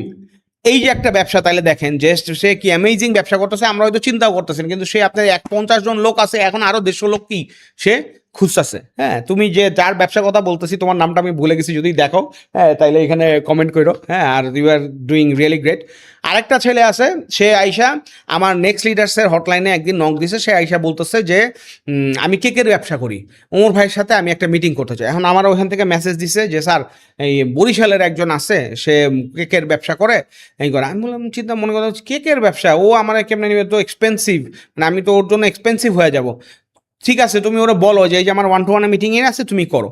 তো পরে দেখলাম যে সে ওইটা বুক করে না। তো আমি বুঝলাম যে না, ও আসলে হয়তো দেখেই করছে, তার মানে ফিল্টার ঠিক আছে, ওর এখনো সময় হয় না আমার সাথে আসার। দেখেন ফাস্ট ফরওয়ার্ড কোহোর্ট 2 যখন লঞ্চ করতে গেছি, সেদিন এসে আমার বলতেছে যে ভাইয়া আমি এই ছেলেটা বরিশালের, আমি পিরোজপুরের, আমি কেকের ব্যবসা করে আপনার সাথে করতে চাইছিলাম, কিন্তু তখন আমার মনে হলো যে না, আমার এক ঘন্টায় হবে না, আপনার সাথে আমার সেশনই করা লাগবে। আমি বললাম যে তুমি এইটাই আসছো, ওইখানে 50,000 টাকা দিয়ে সে কি হয়েছে, আপনার ওই মেন্টরশিপ কোশ্চেনটা ঢুকছে। আমি বললাম যে ঠিক আছে আসো, তোমার নাম্বারস কি বলো। বলতেছে যে ভাইয়া আবার 5টা পিরোজপুরে 5টা কেকের শোরুম আছে, প্রত্যেকটাতে আপনার ডেইলি টোটাল 1 লাখ টাকা সেল হয়, মানে সব মিলায়া তাহলে 20,000 টাকা করে সেল করতেছে। 30 দিনে 30 লাখ টাকা সেল করে। এবং ওর যেটা বিউটি হইতেছে, ও আমাদের ওই আমাদের ওই যে আগে কোনো পডকাস্ট দেখে SMS এরটা দেখছে এবং সে যেটা করছে SMS করে পিরোজপুর উড়ায় ফেলাইতেছে, মানে কি তার 25,000 SMS এর লিস্ট আছে এবং সে বলতেছে যে ভাই আমার যখনই অর্ডারের দরকার হয় আমি SMS পাঠাই দিই, 3-4 দিন আমার বাইকাররা ঘুমাইতে পারে না, এত বেশি অর্ডার হয়। এবং প্রত্যেকটা ইসের লোকের বার্থডে আমার ওখানে কাস্টমাইজ করা আছে, আমি তারা কি করি বার্থডের মধ্যে একটা উইশ পাঠাই দিই। এবং সে প্রতিটা স্কুলে যায় তার একটা ঘড়ি লাগায় রাখছে, প্রত্যেকটা স্কুলে যখনই কেক কাটা লাগে তার এখান থেকে নেয়। So this guy is doing amazing task. এখন তার মেইন চ্যালেঞ্জ কি? মেইন চ্যালেঞ্জ হলো সে আরও 5টা শহরে এক্সপ্যান্ড করতে চায়। জাস্ট থিঙ্ক অ্যাবাউট ইট, যে একটা কেকের ব্যবসা করে সেই করতেছে এবং তার মানে আপনার এই যে এমপ্লয়ি সংখ্যা হচ্ছে কি এখন 25, সেটা কারখানাটা আছে, সে এখন কারখানাটাই কীভাবে অন্য শহরে নিবে সেইটাই ইজ দ্য চ্যালেঞ্জ। বাকি সব সে সাপ্লাই চেন টেন সব কিছু ফিগার আউট করে ফেলেছে। সো এই যে দুইটা বললাম, এটা দুইটা অ্যামেজিং আর একটা ব্যবসা, মানে দুইটা অ্যামেজিং ব্যবসা। সো দুইটা তো মোটামুটি স্টোরি বললাম। আরেকটা জিনিস হচ্ছে গিয়ে তার সাথে এখন আমার মানে বিজনেস শুরু হয় না বা সে এই করে না, সে আমার সাথে 1-to-1 কনসালটেন্সি নিয়েছে, মুরব্বী একজন। তো সে হঠাৎ করে আমাকে ইনবক্স করছে যে আপনার সাথে দেখা করতে চাই, এই সেই অনেক কিছু। তো আমি বললাম যে ঠিক আছে আপনি আসেন বসুন্ধরাতে, আমি অফলাইনে করি 1-to-1 সেশন। বলে যে আচ্ছা ঠিক আছে আপনি যেইখানে থাকেন আমি সেখানেই আসবো। তো আসছে, তো আমি খুবই যে মানে উনি আসলে কি করতে চায়। তো আসার 2 ঘন্টা আগে সে আমাকে অনেকগুলো মেসেজ দিছে। পরবর্তীতে আমাকে সে বলছে যে আমি খালি চিন্তা করতেছি যে আপনারা কীরকম মেসেজ দিব, আমার তো এত নলেজ নেই, এই নেই সেই নেই। তারপরে উনি অনেক কিছু লিখছে। সোজা কথা হচ্ছে কি উনি প্রথমে আমার বলতেছে যে উনি চায়না প্রোডাক্ট নিয়ে কাজ করতেছে। চায়না প্রোডাক্ট শোনার সাথে সাথে আমার অ্যালার্ট হয়ে গেছি আমি, যে এটা তো একটা সমস্যা, কারণ এটা নিয়ে আপনার অনেক রকমের হইতেছে, আপনার মানুষজন বুঝতেছে না বুঝতেছে, এটাও আরেকটা সমস্যা যে আসতেছে চায়না প্রোডাক্টে যায়, চায়না প্রোডাক্টের মার্জিন ইজ ভেরি লো, উনি আবার হোলসেল করবে। তো আমি বললাম যে আচ্ছা ঠিক আছে আসুক। তো যাই হোক, আসার পরে কথাবার্তায় যেটা বুঝলাম যে না, ওনার চায়না প্রোডাক্ট না, ওনার অন্য ব্যবসা হইলেও ওনার সমস্যা নেই, কিন্তু উনি এখন ওনার লাইফে একটা জাম্প দিতে চাচ্ছে। অ্যান্ড ফাস্ট ফরওয়ার্ড কথা শুনে যেটা বুঝলাম, সে 100 কোটি টাকার মাটি সেল করছে, 100 কোটি টাকার মাটি সেল করছে লাস্ট 12 বছরে। তো আই ওয়াজ লাইক মাটি, মানে এটা কীভাবে সম্ভব যে মাটি 100 কোটি টাকা সেল করছেন। পরে উনি আমার বলো খুবই সামারি বলে, আবার আমার একটা শর্ট টার্ম মেমোরি লস আছে, এলাকার নামটা ভুল হইলে আবার ধৈর্যটা আবার, সেটা হচ্ছে যে শেরপুরে মোস্ট প্রবাবলি উনি আমার যেটা বললো যে ওনার বাড়ি শেরপুরে, উনি ওখানে চেয়ারম্যানের ছেলে ছিল, আমাদের চেয়ে 7 বছরের সিনিয়র আর কি মুরব্বী যে আসছে। আমরা হলাম 97-এ এসএসসি, উনি আমার বললো আমি বেশি মুরব্বী না, 91-এ এসএসসি আমার। তো যাই হোক আমি বললাম যে আচ্ছা ঠিক আছে। তখন বললো যে আমাদের ওইখানে আমি পড়াশোনা শেষ করছি, পড়াশোনা শেষ করার পরে হঠাৎ করে আমি কিছু একটা করব, তো কি করব খুঁজতেছি। বাবা ছিল চেয়ারম্যান, কিন্তু আমাদের সবসময় ক্ষুধা ছিল যে নিজে নিজে কিছু একটা করব। তো বললো যে ওনার ভাষ্য মতো উনি বললো যে হঠাৎ করে উনি দেখতেছে যে মানে ওনার চোখে পড়ছে যে ওনার এলাকা থেকে ট্রাককে ট্রাক মাটি ঢাকার দিকে আসতেছে। তো এখন উনি চিন্তা করলো যে মাটি এটা কিসের। পরে উনি খোঁজ করে এটা জানতে পারলো যে এটা হচ্ছে বাংলাদেশের যে ঢাকার যে সিরামিক কোম্পানিগুলো আছে, এরা শেরপুরের ওই এলাকার মাটিটা নেয়। এখন ওনার মাথায় আসছে যে এইটা নিবে। তারপরে সে খুঁজে মুইজে, তার ঢাকায় অনেক কাজিন ছিল, তারা ওনারে হেল্প করে নেয়, ওনার ভাষার মতো এই হোক যাই হোক উনি করলো। তারপর উনি যে কী করলো, উনি ওনার এক কাজিনের মাধ্যমেই একজনের মানে নামটা বলতেছেন, এক কোম্পানির ডিরেক্টরের কাছে গেল, আপনার সে বস্তায় ভরে মাটি নিয়ে আসছে শেরপুর থেকে, আইনা গেছে। তারপরে সে ঢুকতে দেয়, তারপরে অনেক কথাবার্তা বলে ঢুকছে। ঢোকার পরে যেই বসের সাথে দেখা হয়েছে সে বলছে যে মানে আমার মাটি নেই না, কে বলছে আপনার এইসব মাটি মুটি নিয়ে আসেন। তখন ওনার খুব মন খারাপ যে কি বলে, আমি জানি এইখানে এই মাটি আসতেছে। তো যাই হোক, that guy was actually testing him. Fast forward যেটা হলো যে পরবর্তীতে উনি ওই কোম্পানিতে দিছে এবং এরপরে 10 বছর সে একচেটিয়া ব্যবসা করছে, 100 কোটি টাকা করছে। এবং এই ব্যবসার পর থেকে সে বাংলাদেশের যত সিরামিকের কোম্পানি আছে সবগুলোতে আপনার এই মাটিটা দিত। পরবর্তীতে তার এলাকা থেকে একটা ঝামেলা হয়েছে, কোনো একটা গভর্নমেন্ট এসে এটা বন্ধ করে দিয়েছে, সে আবার বাংলাদেশের অন্য এলাকায় চলে গেছে, যেখান থেকে মাটির মধ্যে থেকে আল্লাহ তাআলা তার এলাকার মাটির মধ্যেই তার রিজিক কি লেখা রাখছে সে ওইটা পাইছে। এইটা আমি জীবনেও জানতাম না এবং এই লোক আমার কাছে কখনোই আসতো না যদি আমি আমার কনভেনশনাল জব করতাম। যাই হোক, তারপরে যেটা হয়েছে সেটা হচ্ছে উনি অনেক স্ট্রাগলের কথা বললো। এখন উনি চাচ্ছে যে উনি কোনো একটা বিজনেস করবে, তো সে আমার সাথে টাচে আছে এখন, মানে he is waiting for me যে আমি তারা কি বিজনেস গাইড করবো। এটা আরেকটা ইন্টারেস্টিং জিনিস হচ্ছে গিয়ে রকমারিতে অন্যরকম, আমি যখন অন্যরকম এই যে লাইট অফ হোপের ভেঞ্চার্সে আপনার মেন্টরশিপে জয়েন করি, তো কোহর্ট 1 আমাদের হয়েছে, কোহর্ট 2 গেছে, ওইখান থেকে আবার সোহাগ ভাইয়ের ওইখান থেকে রকমারি ওইখান থেকে ওয়াকিল নামে একজন আছে রিচ আউট করছে যে ভাইয়া আমরা আপনাদেরকে মেন্টর হিসেবে চাইতেছি। তখন আমি বললাম যে আচ্ছা ঠিক আছে অসুবিধা নেই। তো আমি ওদেরকে একটা দিলাম যে মান্থলি তোমাদের আমি এই 7 আওয়ার্স করে সময় দিব, তোমরা যেইভাবে নাও তোমাদের কোহর্টে যারা আছে তাদেরকে দেবো। তো ওইখানে অনেক বিজনেসই করছি, টুকটাক ইন্টারেস্টিং আছে। একটা জিনিস আমার কাছে খুব ইন্টারেস্টিং লাগলো, ওইখানে একটা স্টার্ট আপ আসছে, ওটার নাম হচ্ছে লাস্ট ম্যানেজার। তো লাস্ট ম্যানেজারটা কি, লাস্ট ম্যানেজারের যে কন্টেন্ট একটা ওরা আবার 2 সেন্টে গেছিলো, ওইটা আবার ভাইরাল হয়েছিল, কারণ হচ্ছে ওটা পর্ন এডিকশনের উপরে কাজ করে। So how to reduce porn addiction, এটা তো খুবই সিরিয়াস একটা প্রবলেম পুরো ওয়ার্ল্ডের মধ্যে। এখন আপনি জানেন যে কত হাজার কোটি টাকার ইন্ডাস্ট্রি। তো আমার কাছে এটা খুব ইন্টারেস্টিং লাগছে, এরা এই প্রোডাক্টের পিছনে টাইম দিছে বা এটার উপরে বানাইছে। পরে ফাউন্ড করলাম যে এরা হচ্ছে কি আপনার আমার আবার ভুলা যায়, ওয়াফি লাইফ নামে একটা কোম্পানি আছে না, ওদের ওইখানে সফটওয়্যার কোম্পানিতে মানে সফটওয়্যার ডেভেলপার হিসেবে ছিল, আরেকটা ছিল প্রোডাক্টের গাই। পরে তারা দুজন মিলে এটা করে, এবং খুবই ইন্টারেস্টিং জিনিস হচ্ছে গিয়ে তারা 50,000-এর বেশি রেজিস্টার্ড কাস্টমার অলরেডি পাইছে, যারা এসে আপনার ওইখানে করছে এবং তাদের এই প্রবলেমটা আছে এবং তারা উইলিংলি এই প্রবলেম সলভ করতে চাইছে, এবং তাদের জার্নিটা, ইউজার জার্নিটা ইজ অ্যামেজিং। মানে অনেক কোয়েশ্চেন করে ওইখান থেকে এই করে, এবং তারা অলরেডি এখান থেকে পেইড ইউজার, আমি ঠিক মনে নাই 54-এর মধ্যে মোস্ট প্রবলি আমার বলছিল ও ইয়াস 2,500 লোকের কাছ থেকে তারা অলরেডি টাকা নিয়ে এবং তাদেরকে পর্ন অ্যাডিকশনের থেকে অ্যাক্টিভলি চেষ্টা করতেছে। এই যে একটা অ্যামেজিং জিনিস যে হয়েছে, এই জিনিসটা আমি জানতাম না যদি আমি অন্য মানে ওইখান থেকে ছেড়ে না আসতাম। সো এইরকম অজস্র বিজনেস আসতেছে, তাদের কথা শুনতেছি, তাদের কাছ থেকে শিখতেছি, তাদেরকে আমার নলেজ যেটা আছে সেটা আমি কি করতেছি, শেয়ার করতেছি। অ্যান্ড আমি যেটা বললাম যে অফলাইনের অনেকেও আমার কাছে আসছে, যেমন আপনার নাম বলতেছি না, কিন্তু এরকম ধরেন আপনার বাংলাদেশে মিনিসো এবং ইয়োসো নামে 2টা ব্র্যান্ড আছে গিফটিং এর যে আটলাম, ওই রকম আরেকটা চেইন বাংলাদেশে আসতে আসতে ওরা আমার কাছে আসছিল যে ওরা অফলাইনে বিজনেস করবে প্লাস অনলাইনেও ই কমার্সে বিজনেস করবে। তো এই ব্র্যান্ডটাকে কীভাবে ই কমার্সে গ্রো করা যায় সেটা নিয়ে ওদের সাথে আমার আলাপ টালাপ হয়েছিল। পরবর্তীতে আর কি এটা ওয়ার্ক অ্যারাউন্ড হয় না, বাট হয়তো সামনে আবার কাজ করাও যাইতে পারে। তো এই যে আমি একটা জানলাম যে এই ব্র্যান্ডটা এখানে আসতেছে, ওইখান থেকে আবার যখন করলাম তখন আবার ওরা যখন কম্পিটিটর নিয়ে আলাপ করতেছিল, সেইখান থেকে আমি আমার এমন কিছু ইনসাইটস পাইলাম যেটা আমি আবার সারা জীবন ওয়েট করছিলাম। যেমন কারণ মিনিসো সারা বছরে মিনিসোর ওনার শুনলে আবার কী হবে যায় না, anyways doesn't matter. So Miniso কীরকম ব্যবসা করে সেটা আমার কী হয়ে গেল, আইডিয়া হয়ে গেল, তাদের আউটলেটগুলোতে কীরকম হয় সেটা আউট হয়ে গেলো, কার্ড সাইজ কীরকম হয় সেটা আমাকে। সো এই তো, এই যে আপনি যখন মাল্টিপল লোকের সাথে মিশতেছেন, ই করতেছেন, you are growing not only from money, your brain is also getting multi dimensional, যে হ্যাঁ এই জিনিসটা হইতেছে। এবং সবচেয়ে বড় কথা হচ্ছে আপনি বার্ডস আই একটা ভিউ পাচ্ছেন যে ইন্ডাস্ট্রিতে কী হচ্ছে। এখন অনেকে বলে যে ভাই এত যাই না, কী লাভ, কিছু লাভ না, আমার এটাই ভালো লাগে আর কি। So I want to get involve with a lot of other businesses as well. ভাই আমাদের দেশে দেখি কি যারা ফাউন্ডার হয় মেজরিটি ক্ষেত্রে তারাই সিইও পোস্টটা আসলে হোল্ড করে ফেলে। সো আমি ফাউন্ডার মানেই কি আমার সিইও হওয়া উচিত? না, অবভিয়াসলি এটা অ্যাপ্রোপ্রিয়েট নয় না, আর আমি আবার এটার জন্য অ্যাপ্রোপ্রিয়েট লোক কিনা I am not sure. But আমি যেটা বুঝি সেটা হচ্ছে কি, আমি এটার পজিটিভ সাইড থেকে দেখতে চাই যে ফাউন্ডার আসলে কী করবে। একটা লোক সে আসছে, সে একটা কোম্পানি চালাইতেছে, এখন তার ওই সিইও রাখার ক্ষমতা নাই, কো ফাউন্ডারও পাচ্ছে না, তখন তো সে সিইও হয়ে যাবে।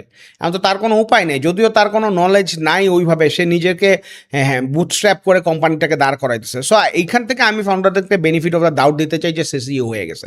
অবভিয়াসলি যেমন আমাদের এইখানে আমার যে কো ফাউন্ডার আছে, আহাদ আছে, সালেমিন আছে। Ahad is the CEO, Salemin is the CMO next লিডার্সের, তন্ময় হচ্ছে গিয়ে চিফ পারফরমেন্স মার্কেটার অ্যান্ড আমাদের কো ফাউন্ডার, অ্যান্ড আমি হচ্ছে গিয়ে আপনার কো ফাউন্ডার, যে আমি হলাম সবচেয়ে কম অ্যাক্টিভ নেক্সট লিডার্সের দিকে।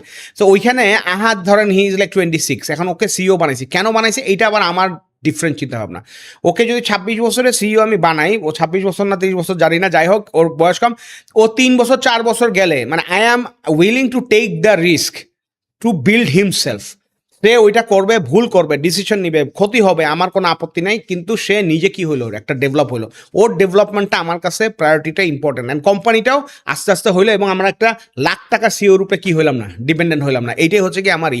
এবং যখন সে একটা নির্দিষ্ট স্ট্রাকচার বানাই দিতে পারলো, তখন আমি ওরে বলছি যে যেই দিন তুমি এবং সালামিন ওই প্রসেস থেকে বাইর হতে পারবা, সেই দিনই মনে করবো যে তোমরা কি successful and next leader successful. So আমরা উই আর ওয়েটিং যে কোন দিন আমরা 4জন কো ফাউন্ডার প্রসেস থেকে বাইর হয়ে যাবো, এবং another external CEO will run this will full speed.